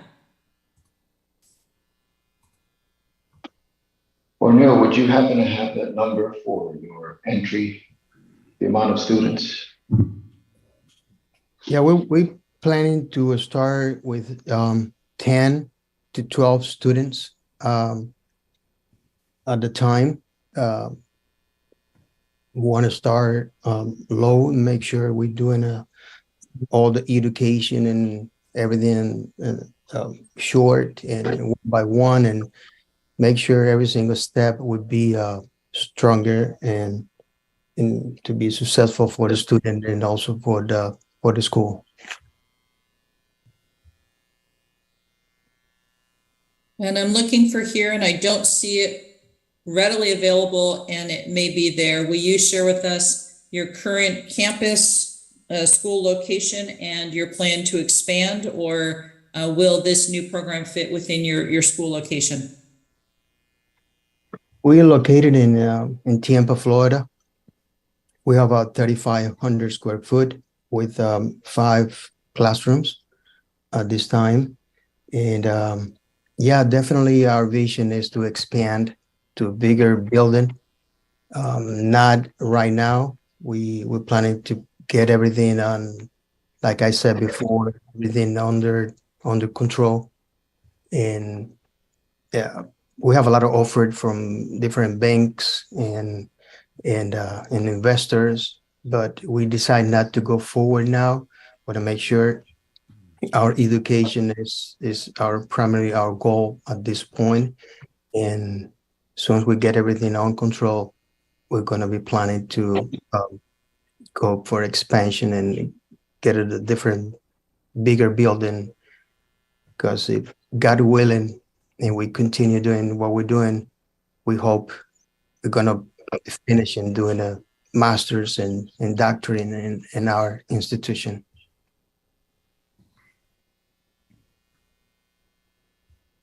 Did I hear, what is your current cohort of students that are currently enrolled in your school?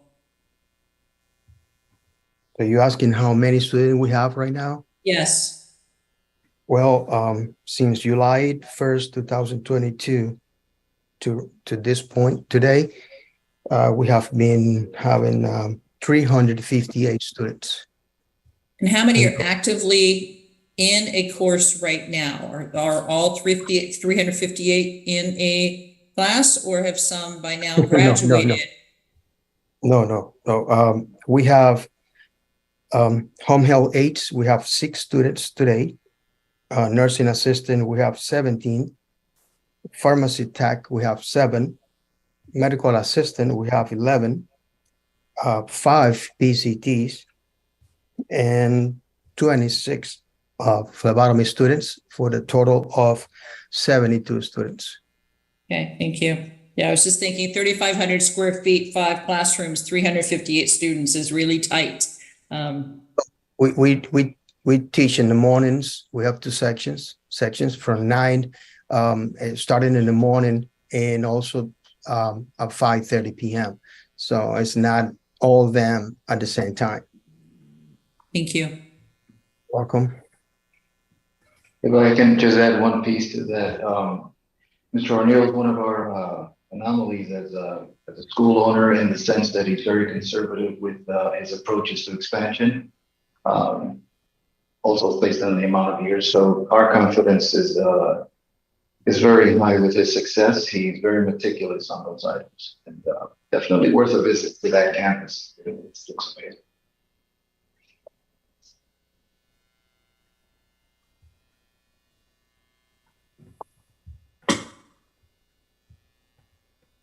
Any other questions, discussion from the commission?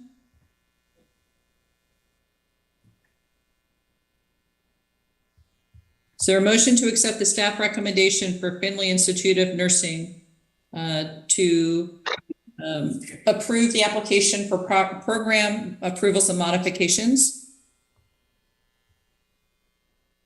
So moved. Thank you. Second. Thank you, Cross and Whitaker for first and second. All in favor? Aye. Aye. Any opposed? The motion to accept staff recommendation is adopted.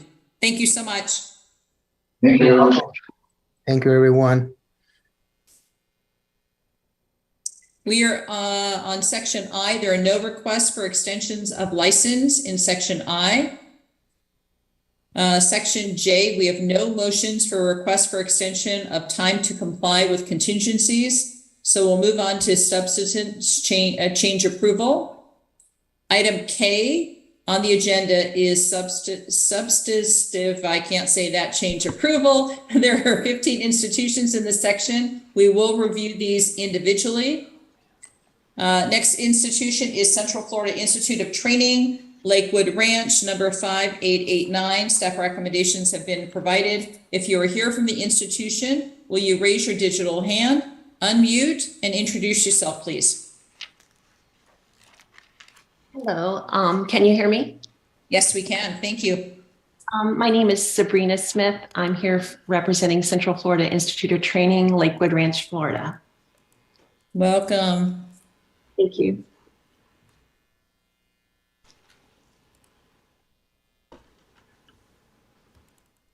Commissioners, are there questions or discussion for Central Florida Institute of Training?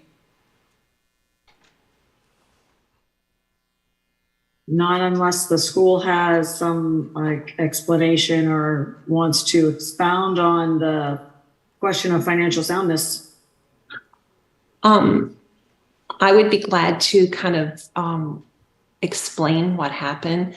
We were out of our ratio. I don't know if you got the letter that we had written to Mrs. Davis, but we were out of ratio 0.78 to 1, where it should be 0.12.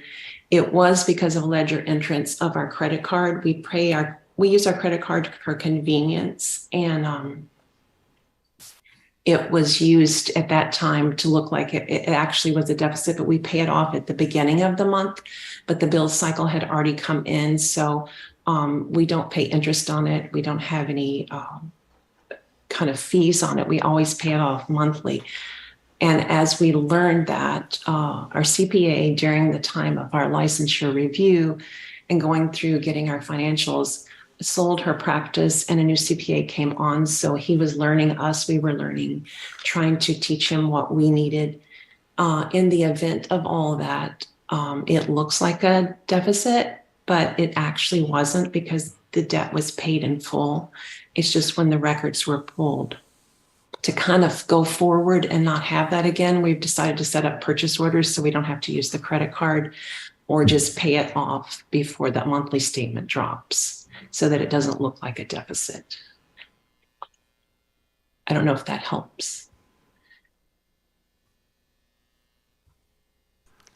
So commissioners, at this time, I would like to modify, based on that explanation, I would like to modify the staff recommendation. Dropping down to the highlighted section where it says place the institution license on probation, I recommend removing that sentence. So no longer recommending placing the institution on probation, and modify the following sentence to read, order that to maintain the provisional license, the school shall submit a revised Form 604 selected financial data and submit monthly financial progress reports to include a cover letter outlining major changes, an updated balance sheet and profit and loss statement.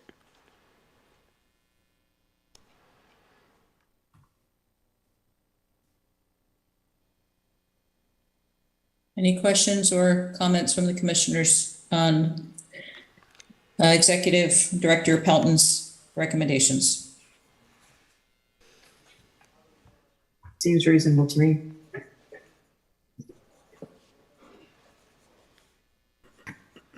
Any further questions or discussion?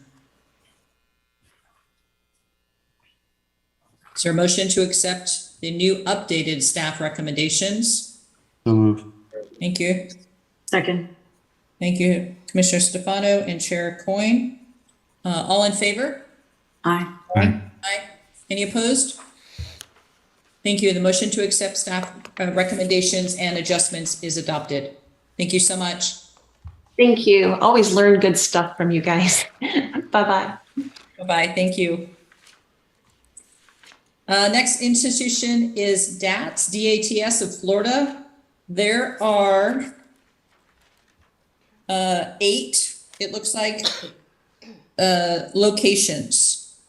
Executive Director Pelton, should we take those together or review those independently?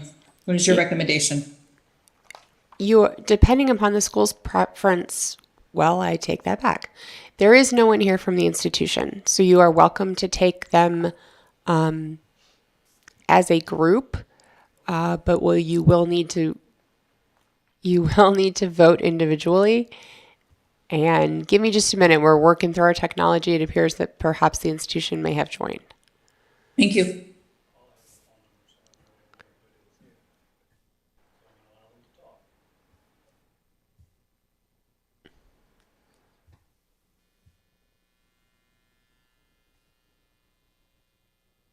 Do we have someone on the line from Dental Assisting Training School? Good morning, Michael Easton, Director. Can you hear me? Mr. Easton, will you be speaking to all 8 institutions or simply Boca Raton? Yes, all 8's fine.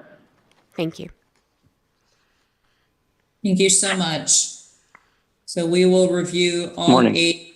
Good morning, afternoon. All 8 of the DATS of Florida locations. Is there a discussion, questions in regards to the staff recommendation, which is to deny the annual license, find that a substantive change in financial soundness has occurred? Questions, comments in regards to this, commissioners? Well, I guess same question. for DATS is, what's the rationale, reason for the change in financial soundness? Or what's the explanation of something? Yeah, so in 2020, COVID happened, of course, and we were closed for 6 months. And after this 6 months and coming out of COVID, we had to move 4 of the locations. And so there was a delay in that. Took about 12 months to get those new locations. And so obviously no revenue was coming in at that point. And so that's why there's a net loss. And how about why is there such negative working capital?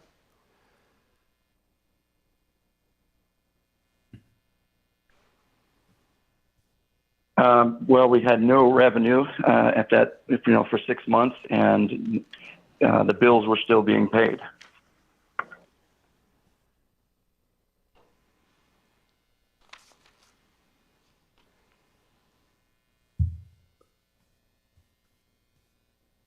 It does appear that a substantive change has occurred then.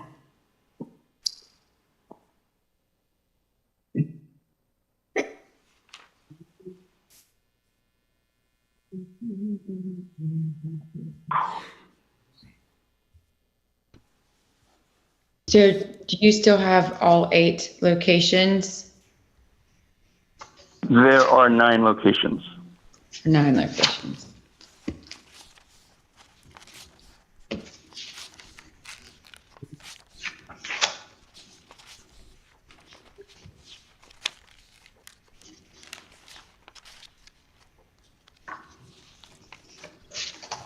And you plan to keep all 9 open? Yes, and we've seen significant change from 2021 to 2022. We're up 109% in revenue and showing a net income. Okay.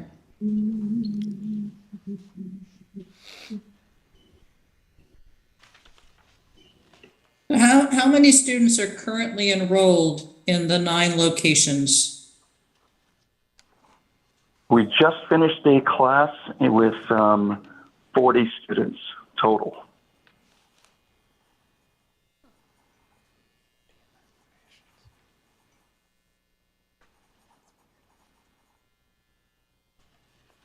And that's in all 9 locations, 40 students. That's correct. Okay. What is the plan to increase enrollment? If I, again, look at the tuition with 40 students, how will you stay operational in regards to your finances with 9 locations and only 40 students? That looks like a daunting task. Well, there are 2 new locations that were recently moved that don't have any students. We've hired a marketing company to help us get those up and running. And we are up 51% year over year for this period from January to April.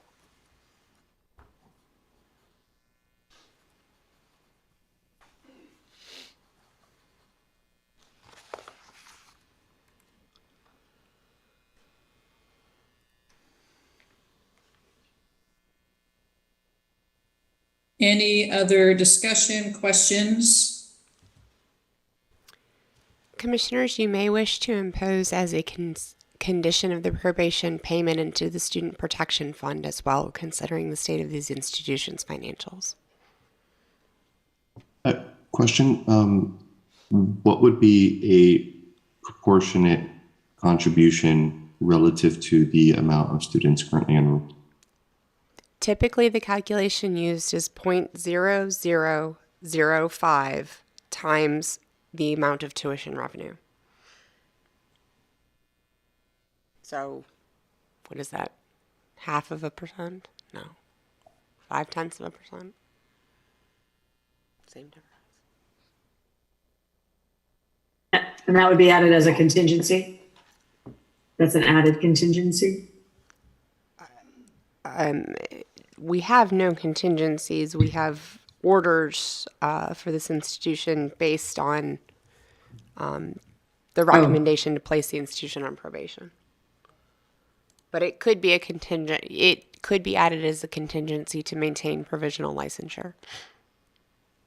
No, I didn't mean that. I just used the word contingency because that's usually when we modify the staff's recommendation. That's what we do. But you would just say to add that as to there would be a requirement to pay into student protection fund. Yes.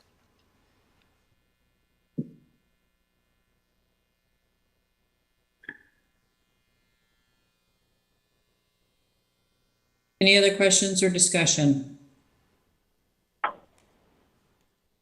So is there a motion to accept the staff recommendation with adding the requirement that the school will pay into the student financial fund due to the school's financial situation? So moved. Thank you. Thank you, Whitaker and Stefano. All in favor? Aye. Aye. Any opposed? Thank you. The motion to accept staff recommendation is adopted. To clarify, commissioners, may I ask, is that for institutions numbered 2 through 10? I'm just clarifying for the record. Yes. And do we need to vote individually? That was the next step if that is required. We do not need to vote individually. It's essentially akin to taking them by consent. Thank you. So 2 through 10 has been accepted, the staff recommendation plus that new requirement. Thank you. Thank you. Thank you so much. Our next next institution is Dolly Monroe Beauty Academy, Tampa, number 6187. Staff recommendations have been provided. If you're from the institution, will you please raise your digital hand, unmute, and introduce yourself? Hello, everyone. My name is India Calloway. I am the founder of Dolly Monroe Beauty Academy. Hi there. Hi.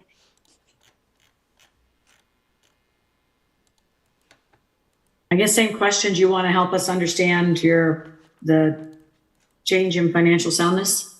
Yes. So in August, well, I guess I'll go back a little bit further. In June, we submitted an application to add an additional location, which has since been approved at the January meeting.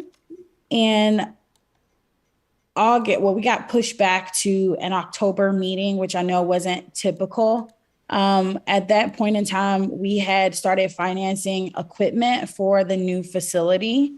Initially, they were going to be two separate entities to keep financials separated from each other.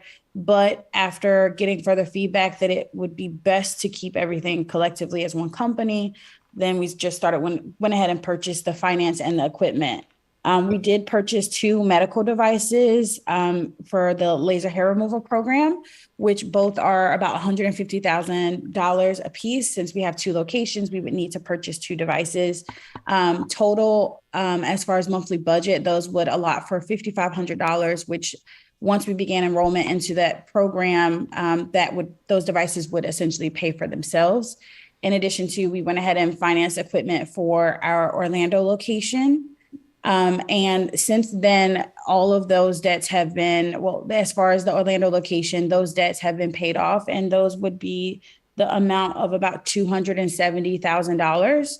And then we were profitable in 2022. And then we also were able to pay down those loans. And we do have, cash flow available to us, about 2.5 months worth. I would like to see if the department has any grace for our institution. We just had a site visit a couple of months ago. We had 0 findings. We always maintain high placements. And I can assure you that this has not affected our business operations in any way, shape, form, or fashion. We're not behind on any debts or anything like that. And like I said, we were profitable. We do have cash flow, and we have paid off a good proportionate of about $270,000 of that amount. And as soon as I'm able to open that new location and get those additional revenues into the school, I would be able to update you all and have, updated financials as far as our current status. And, if I could just maybe get until maybe the next meeting to provide those updated financials, because at the time it was only requested that I provide an explanation. I didn't know that you guys needed updated financials until last week. And unfortunately I did I'm sorry, I just lost a child 2 weeks ago. And so if I could just have some time from the department to, time from the department to just update you all, it would be greatly appreciated. Sorry. Well, I'm so sorry for your loss. Thank you. I would ask, so when do you anticipate the new location being open in Orlando? So the final contingency that we have is that the electrology program has to be approved by the Council of Electrology. We already have, we're already on the April 3rd meeting. So I'm hopeful that as soon as I get that letter from them, she told me it only takes about 24 hours for them to process. So I'm assuming that sometime next week I would get that letter of approval. That's our final contingency for that Orlando location, and we'll be able to open. I'm sorry, you may have said it, but how many students are you currently enrolled at this location, at the current location? At our Tampa location, we currently have 53 students enrolled, but we are almost fully booked out through September. And we decided on the Orlando location because a good population of our students are actually from Orlando. They're traveling to Tampa to come to Dollar Monroe Beauty Academy. So we were strategic in choosing that particular location. How much debt did you say you've paid off since September? About $270,000. That would be for the debt for the Orlando location. The other two items were for the electrology equipment. Each of those were about $150,000. And then the remainder is just idle. The EIDL from COVID-19. Is that the $800,000 loan, the EIDL? No, the EIDL is only $534,000. I think that there's a mistake maybe that you're seeing, because what happened was we got the first round of EIDL and then we submitted for additional whenever the second round of EIDL came out. And so it's all one loan of $534,000. And there are other loans beyond the EIDL? No, there's no loans beyond the EIDL. That's all one loan. The rest of them are just equipment, which we've paid off. Like I said, the $270,000, and we took out those loans in August, and they've already been paid off.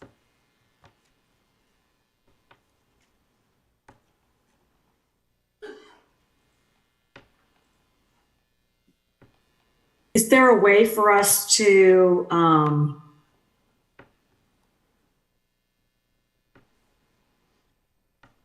buy some time? You can defer consideration until a later meeting.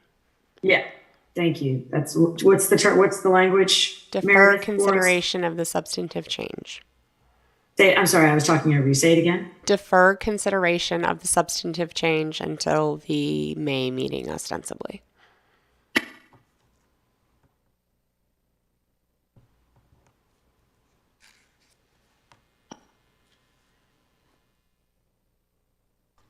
So we hear from Executive Director Pelton that there can be a change, and defer the consideration of substantive change to the May meeting.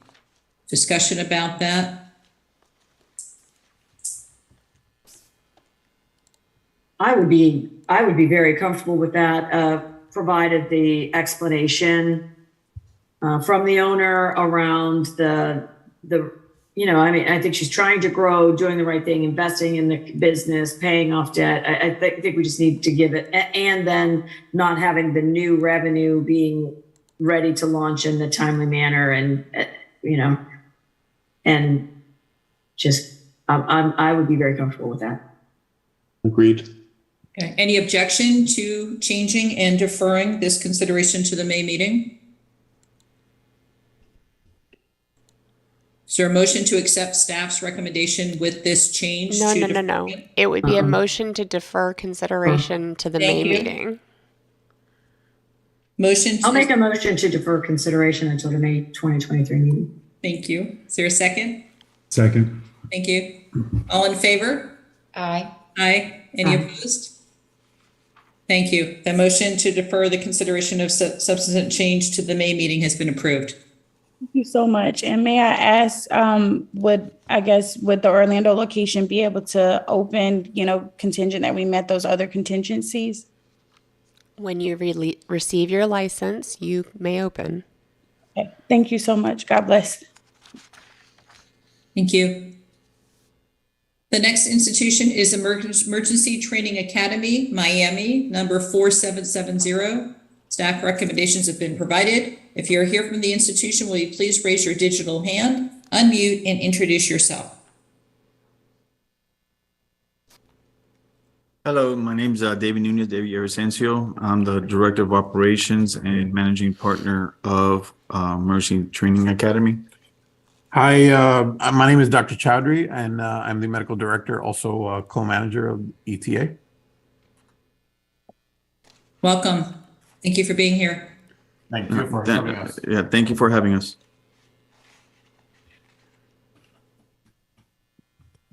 Commissioners, what questions and discussion do you have, please? We could get an explanation of the issue with the accrediting, why they were denied application for continued accreditation. Okay. Okay. So we got accredited in February of 2019. Now, we offer EMT and paramedics here in Miami. Our program length is for EMT is 5 to 6 months, and our paramedic program is 14 to 16 months. During the time before we got accredited in 2019 of February, we were in track of we didn't meet any violations, and then COVID happened. So based on the program that we have, you have a lecture and a didactic portion that has to be met, and then you also have externships. Because the program had to go onto a hybrid or online platform, we did not meet for the first year for APHES requirements for a 70% retention, credentialing, and placement rate. We did not meet that because a lot of students decided to drop from the program because they did not like the online platform. They wanted hands-on. We started getting into the meat of COVID during 2019, and then 2020 hit. So our retention dropped, and because of our retention dropped, the students that did graduate, National Registry prolonged the credentialing because Pearson VUE did not allow any students to take any examinations because of the state's guidelines of having close quarters and social distancing and so on and so forth. So that prolonged the credentialing, and so that affected our numbers as well. So our classes are small. They're between 12 to 18 students. So any students that drop, it affects us significantly because of that. Because of this whole domino effect occurred for the past 2 years, our credentialing and our retention or credentialing rates were low. We did submit an action plan stating what we were going to do differently to APHES. So they put us on show cause for the year 2022. So during that time, we were able to go ahead and start implementing the action plan that we wanted to, that we stated. One of them was to change the location from a 5,500 square foot space to a 9,500 square foot space, and streamline the processes for the students so that way they can take their credentialing exam at the school less than 2 weeks. But to be able to do that, we had to go to a bigger location and create a testing lab. So we couldn't do it where we were at. So we able to get a location, and that's what we did. We invested in bigger classrooms, more room for the students, safer for the students, because the previous location that we were at, there was a homeless issue, and with people sleeping in front of the school, and then it became a safety concern. And we decided, hey, we need to do something about this. And the landlord did not want to do anything about it. So we decided to move last year. So we moved last year in August. We submitted all the paperwork to accreditation, showing the numbers. Everything has been elevated to normal standards except for our placement. Our placement did not meet the 70%. It was at 56%. And because of that, they denied us renewal of our accreditation. So they gave us a letter stating that we can apply for accreditation 1 year after. So we had to wait till next year to apply again to get our accreditation. I look further into going for another accreditation agency, but every person that I spoke to through the Commission of Occupational Education, Middle State, and even ACICS, they all basically told me I'm stuck with APES, that they cannot accept me, that I have to go with APES from this point on. So I have to wait a year until I can apply for accreditation. Our numbers have increased significantly. We were able to get our placement rates up. Things have gone to normal. I never had an issue for 10 years. Even before accreditation with the CIE, I had an inspection in June of last year from the CIE with no violations. So I am meeting the standards for the CIE. Just this, unfortunately, COVID happened, and there's no more to say. So that's the whole spiel.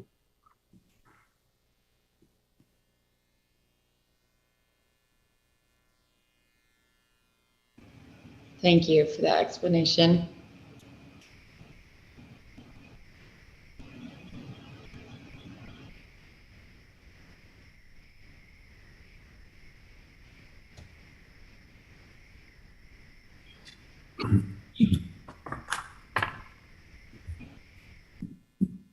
Any other questions? Any comments?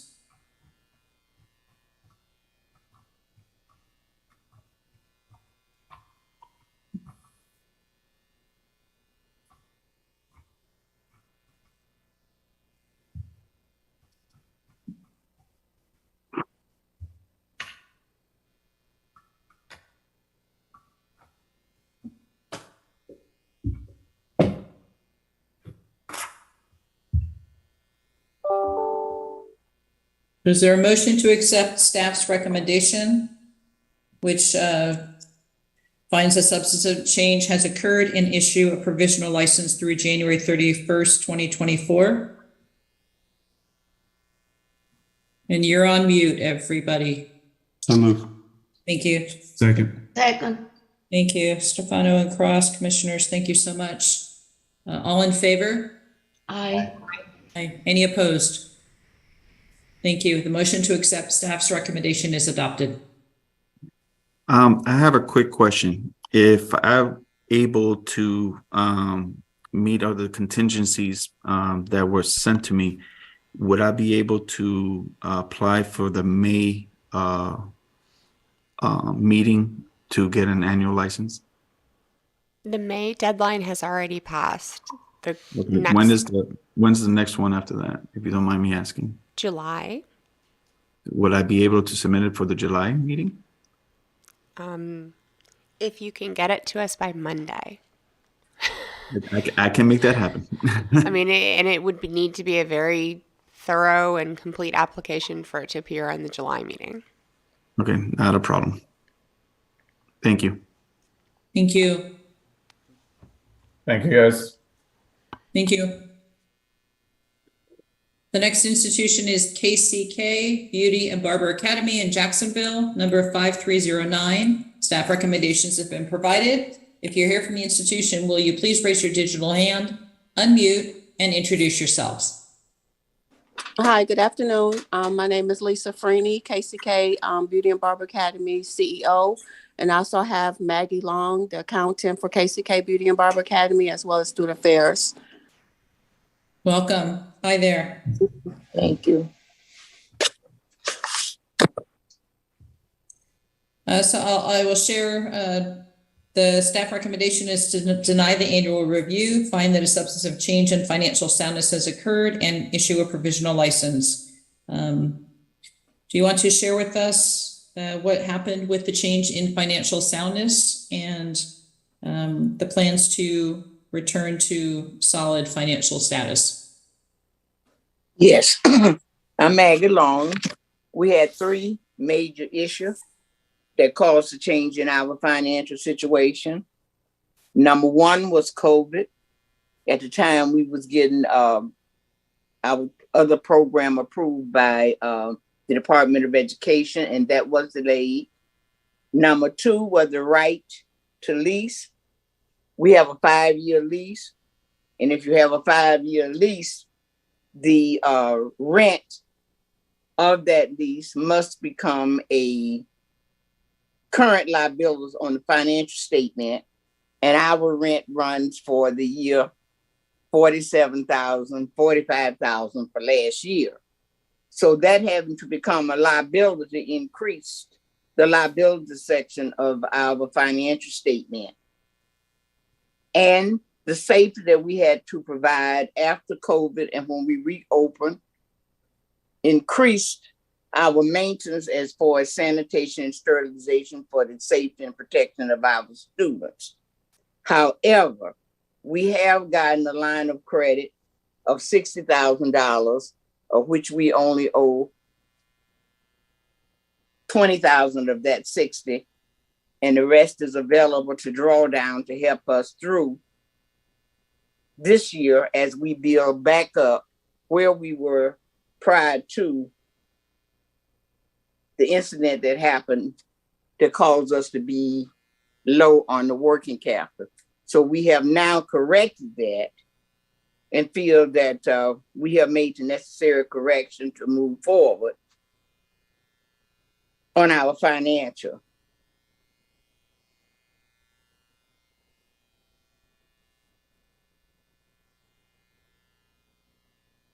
Our enrollment is low, but we are working on improving that because our major months for high enrollment are like August, September, April, May, and June. Those are our major enrollments. So we should have enrollment back up to where it should be. We have kept in line with everything we're supposed to be. Our composite score for NACAS, the requirement is a 1.5. For the Department of Education, it's a 1.5. Our ratio is 1.7. Our working cap is now back up to 1.7 as of March 31st, 2023. And we have the line of credit if we should happen to fall short. Thank you.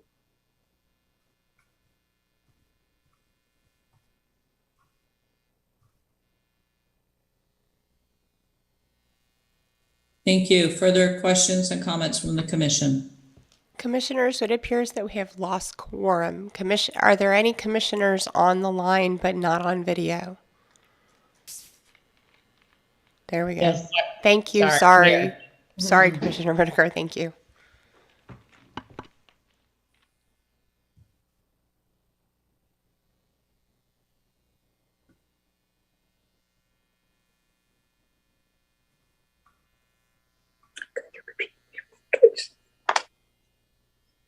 So in our notes, it says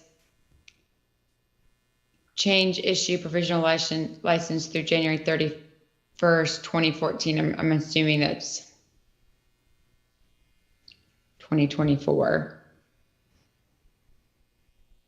It does say in the body of it, it is 2024. Yeah, Okay. just on the left, it has a typo.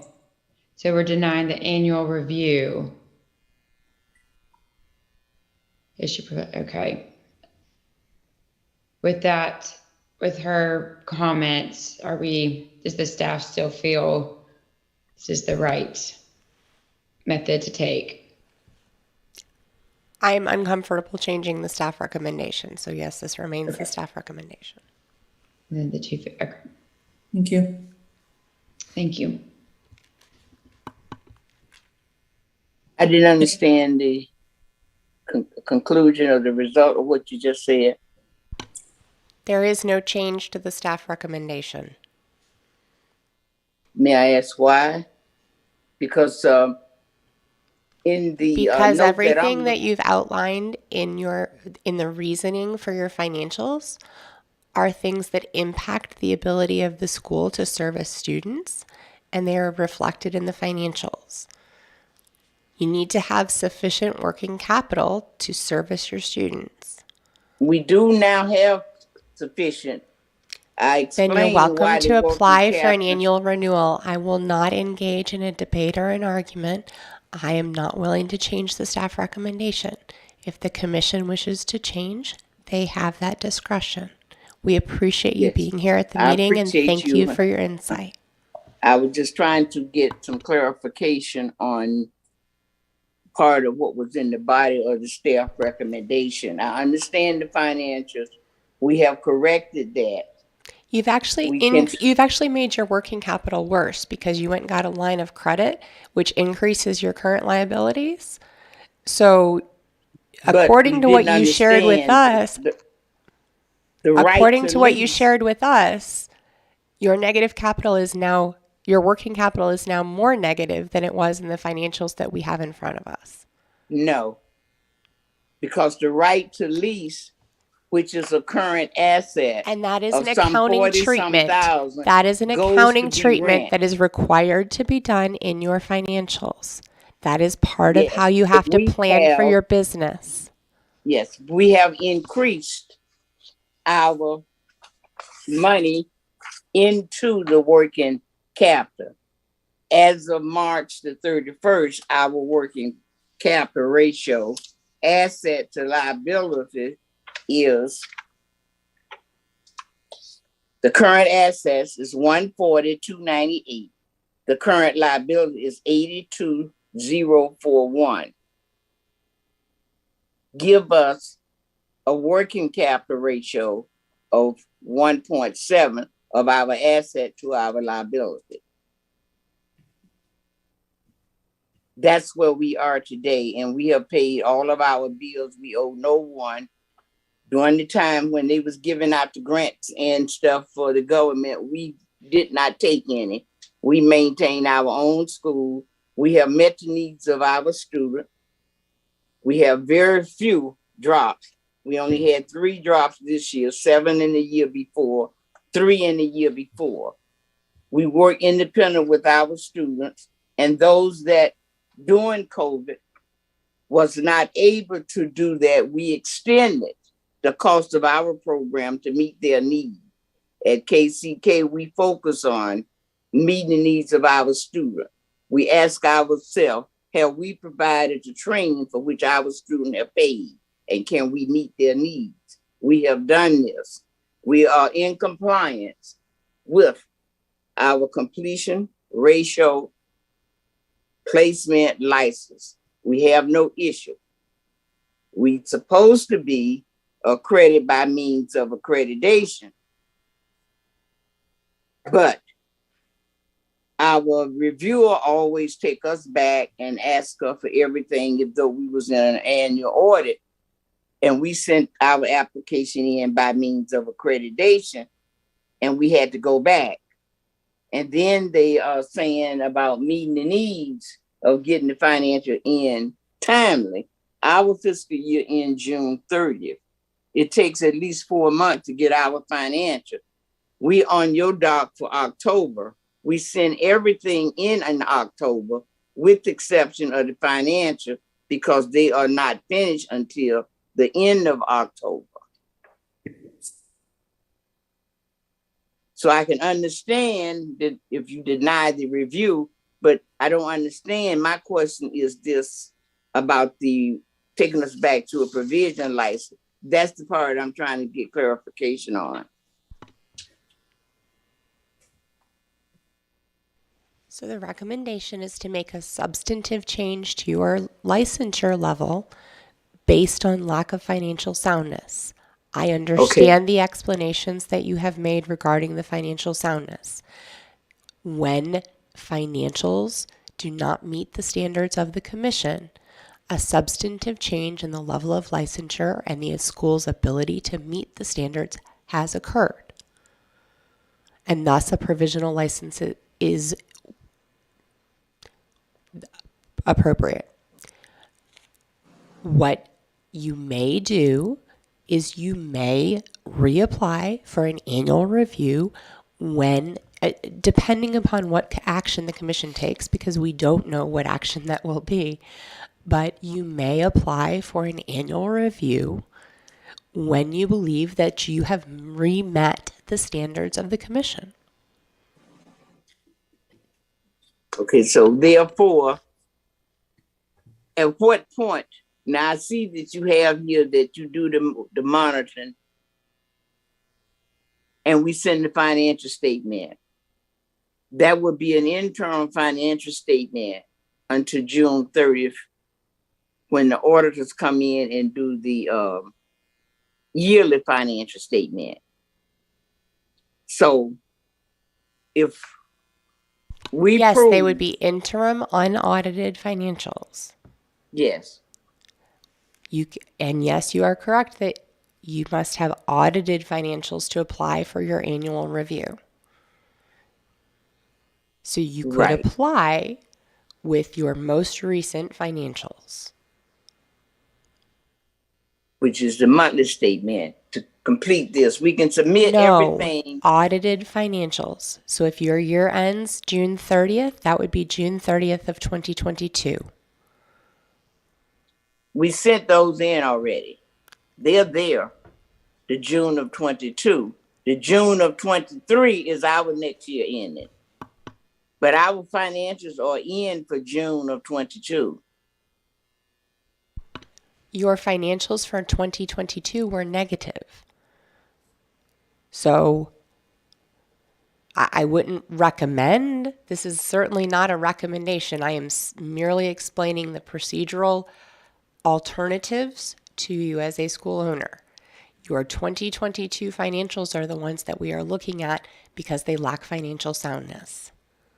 Right, the $22,000 that you have there in the working capital, what you're talking about. I get that. Now I'm saying for June of 23, which license are we going to apply for? An annual license when we was at by means of accreditation, because you're taking us back. You will apply for annual review. We're taking you to provisional. No, you do not have to go back through the annual process. You would be when your financials meet standards, you'll be returned to LBMA. That's the part that we needed clarification on, because it just seemed like we were just going to be sent back to provisional and had to start back from the beginning based on what the recommendation was. So that was where we needed clarification is, and you just said that. So once we meet the requirements again, we go back to license by means of accreditation. Thank you. Upon your submission of an application for annual review, yes. Exactly. Okay, so in October we do the annual review again.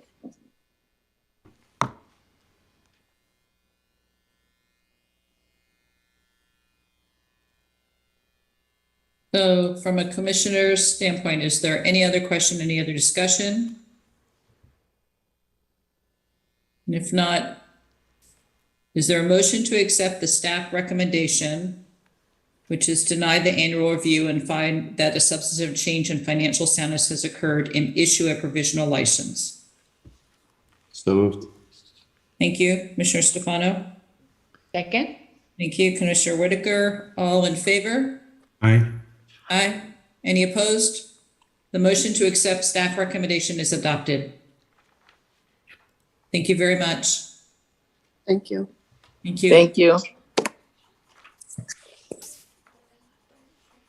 The next institution is Medical and Health Sciences Institute, Miramar, number 6525. Staff recommendations have been provided. If you're here from the institution, will you please raise your digital hand, unmute, and introduce yourself?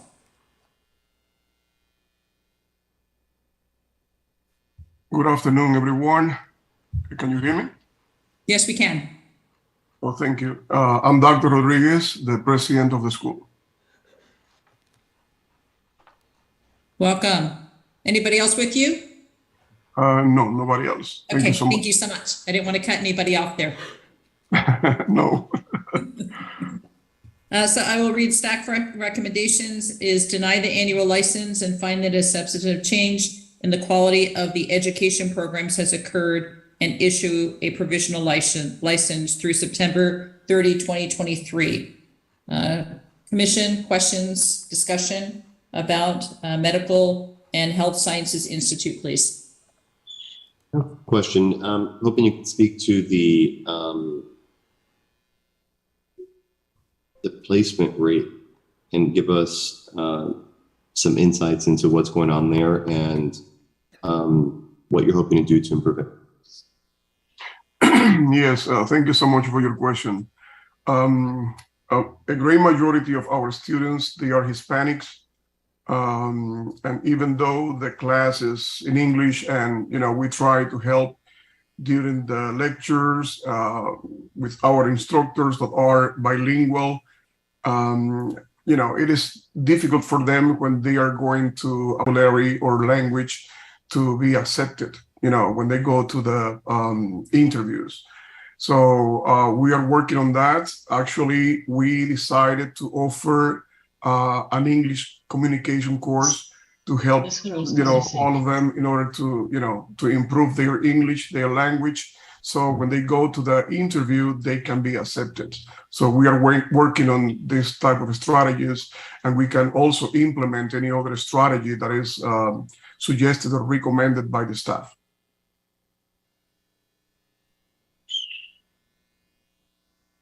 Do you have any kind of entrance requirement, any kind of test that they could do or prepare them for? Yes, we do have, the only requirement that we have actually, it is the high school diploma. So all students, they should have a high school diploma. A great majority of our students, they are foreign medical physicians, that come to the US. So they have a great, knowledge in regard to the content, etc. But I think that the language barrier is impacting a lot, and that's why we, decided to offer the English communication course in order to improve their language. So when they go to an interview, they have a greater chance to be approved for the job. Thank you. You are very welcome.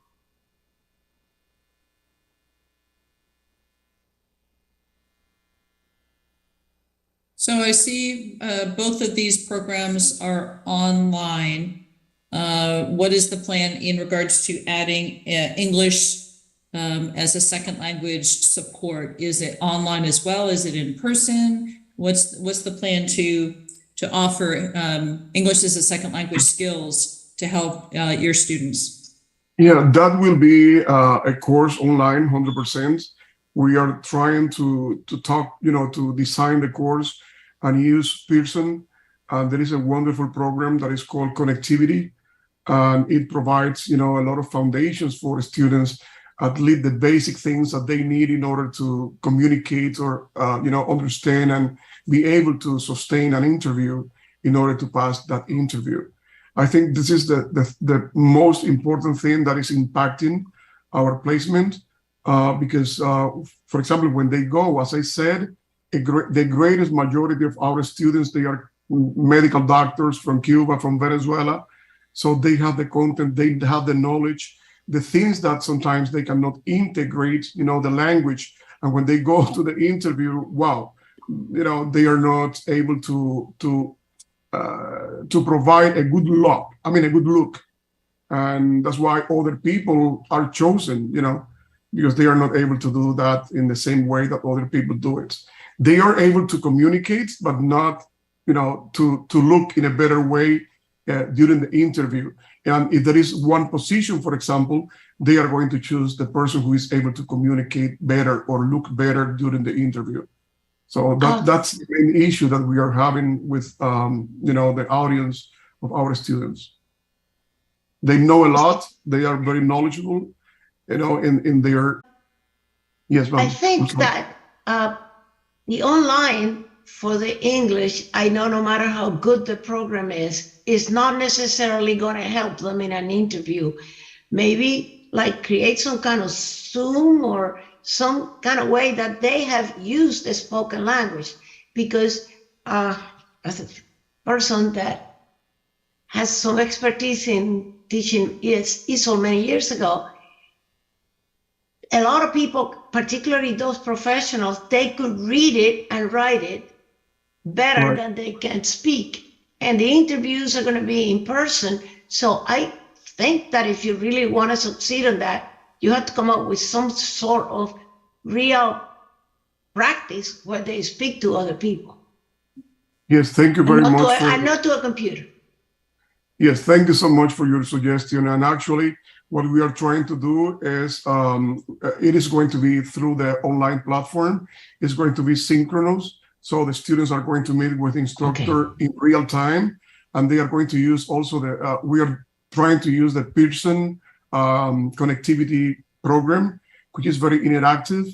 So students will have like in all our courses, students have the actual experience, of an online class. So our students, they receive, certain amount of lectures that are synchronous. We don't offer asynchronous teachings. It is everything. All students receive a lecture of the content, and we are going to do the same thing with, with the English course. And also they are going to have the interaction with the Pearson website that have something like that. And the instructor, for example, is going to start adding to the content. For example, let's say it's going to be 10 modules for the English class, just an example. Okay, from the very beginning, they are going to start putting the questions that are usually covered in the interview. So this way, when the students finish the class, they are going to be able to handle all these questions, and they are going to be able to, I think, to offer a better look during the interview. But it's going to be synchronous. Yes. Are all classes in Spanish? No, they are bilingual. I mean, I'm going to say they are 80% in English, let's say that.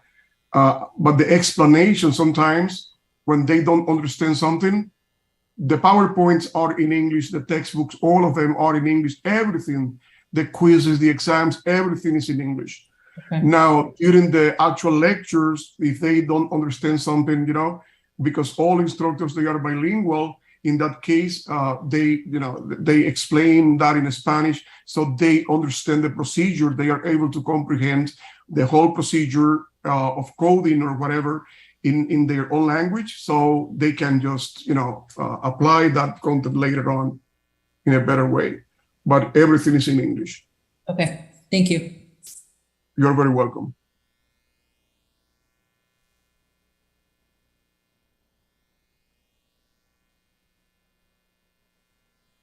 Any other questions? Any other discussion from the commission?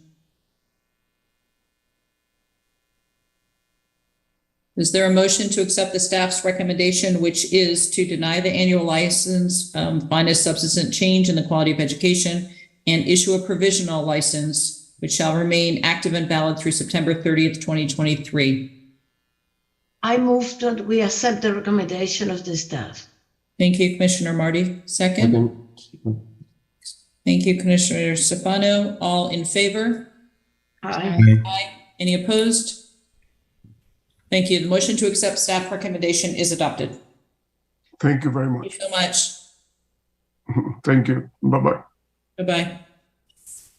The next institution is Smart Horizons Institute, Pensacola, number 4498. Staff recommendations have been provided. And if you're here from the institution, will you please raise your digital hand, unmute, and introduce yourself?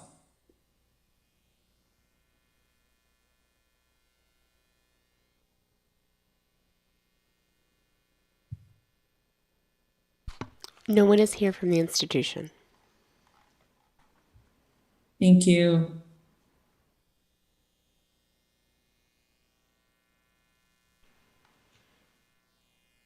Any discussion on the staff recommendation is to deny the annual license due to substance change in financial soundness and issue a provisional. Any discussion from commission?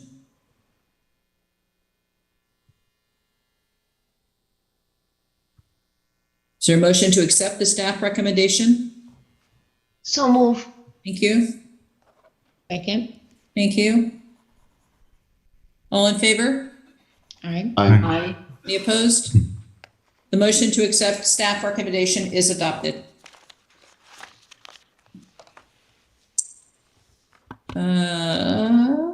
L, there are no branch campus applications, section L. There are no applications for a name change, section M. There are no agent training program applications, section N. Program terminations. Is there a motion to accept the records for sections 12 through 15 program terminations, approved applicant letters, letters sent, and closed to school reports by consent? So moved. Thank you. Is there a second? Second. Thank you. All in favor? Aye. Aye. Aye. Any opposed? The motion to accept records is adopted. Approved.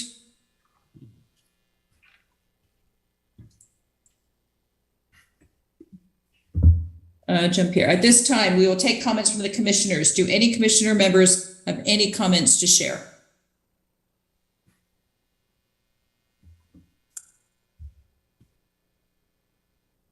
I will take the lead. Meredith, thank you. You have been fantastic to work with, and I hope we stay in touch. Wonderful addition to the commission, and all the best.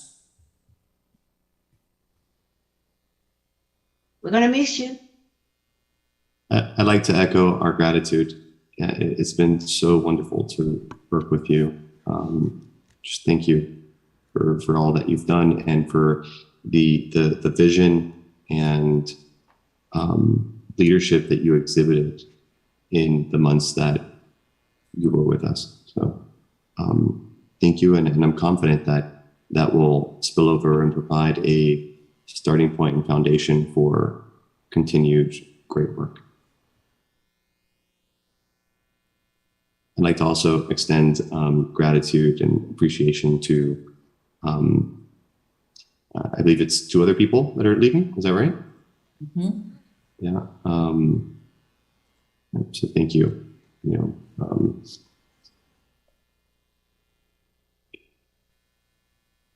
We rely on you all and the interaction you all provide to support us with the preparation for these calls and the staff recommendations. And Meredith, your involvement has been phenomenal. So thank you. I just want to extend my thanks as well, and congratulations on your new role, Meredith. I know we were all new in this together, but and I probably speak for the rest of the crew here, but you felt like you've been here for many years, and so you were a great resource and person to go to. You'll certainly be missed, but best wishes on your new role, and same to Joey. I know you've given a lot to this department over the years, and you'll certainly be missed. But thank you for your service, and good luck on your new endeavor. Yes, I would like to echo that as well. There's been a lot of progress these past 7 months, and we couldn't have done it without your leadership, Meredith. So thank you, and for all your support, and congratulations. We will miss you, but I know we will keep in touch. And Joey, we appreciate your service to the state and to all these institutions for so many years. So thank you both.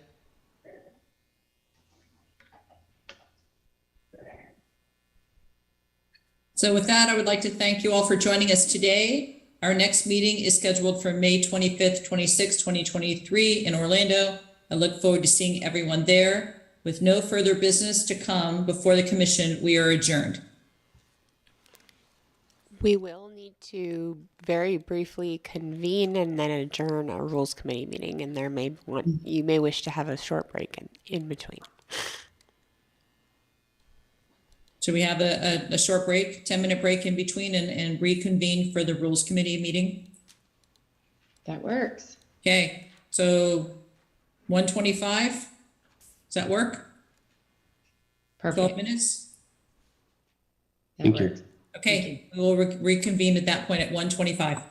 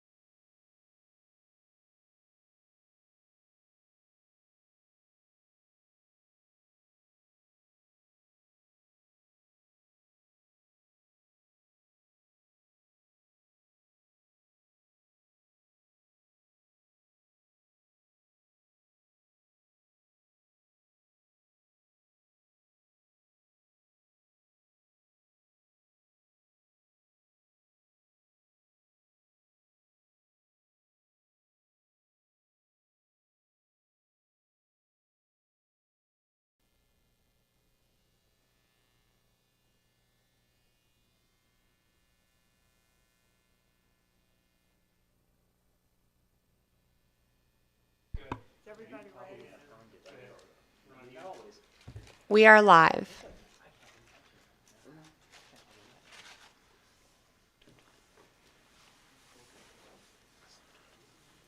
Let's wait for a few others to join. I think this may be all we'll have. Okay. So we will convene the previously noted Rules Committee meeting. And as there are no additional items on the agenda for the Rules Committee meeting, we will adjourn the meeting. Anything else? So the meeting is adjourned. I just want to comment on how much I appreciate your efficiency. Yes, great work. Jumping in, just how Mildred felt when she did this for the first time. Team effort, right? Brandon, Bob's not waiting. Executive Director Pelton, are you still there? I am still here. We can open the floor for public comment. Mr. Harris is the only person who has noticed a public comment. Mr. Harris, do you have any public comment?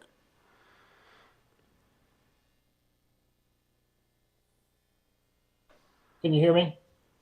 Yes. Absolutely none whatsoever. Thank you. Y'all have a great Friday. No, my conscience is clean, okay? Thank you all. You stayed to the end. Thank you so much, sir. Yes, no problem. Y'all have a great weekend. Be safe. Thank you. Thank you too. Thank you, Meredith, Joey, Amy, thank you so much. Thank you all for all you do and contribute and for all you've taught me. I'm very grateful. Thank you for your service. Thank you. Thank you. Meeting is adjourned. Everyone have a great weekend. Thank you. Bye.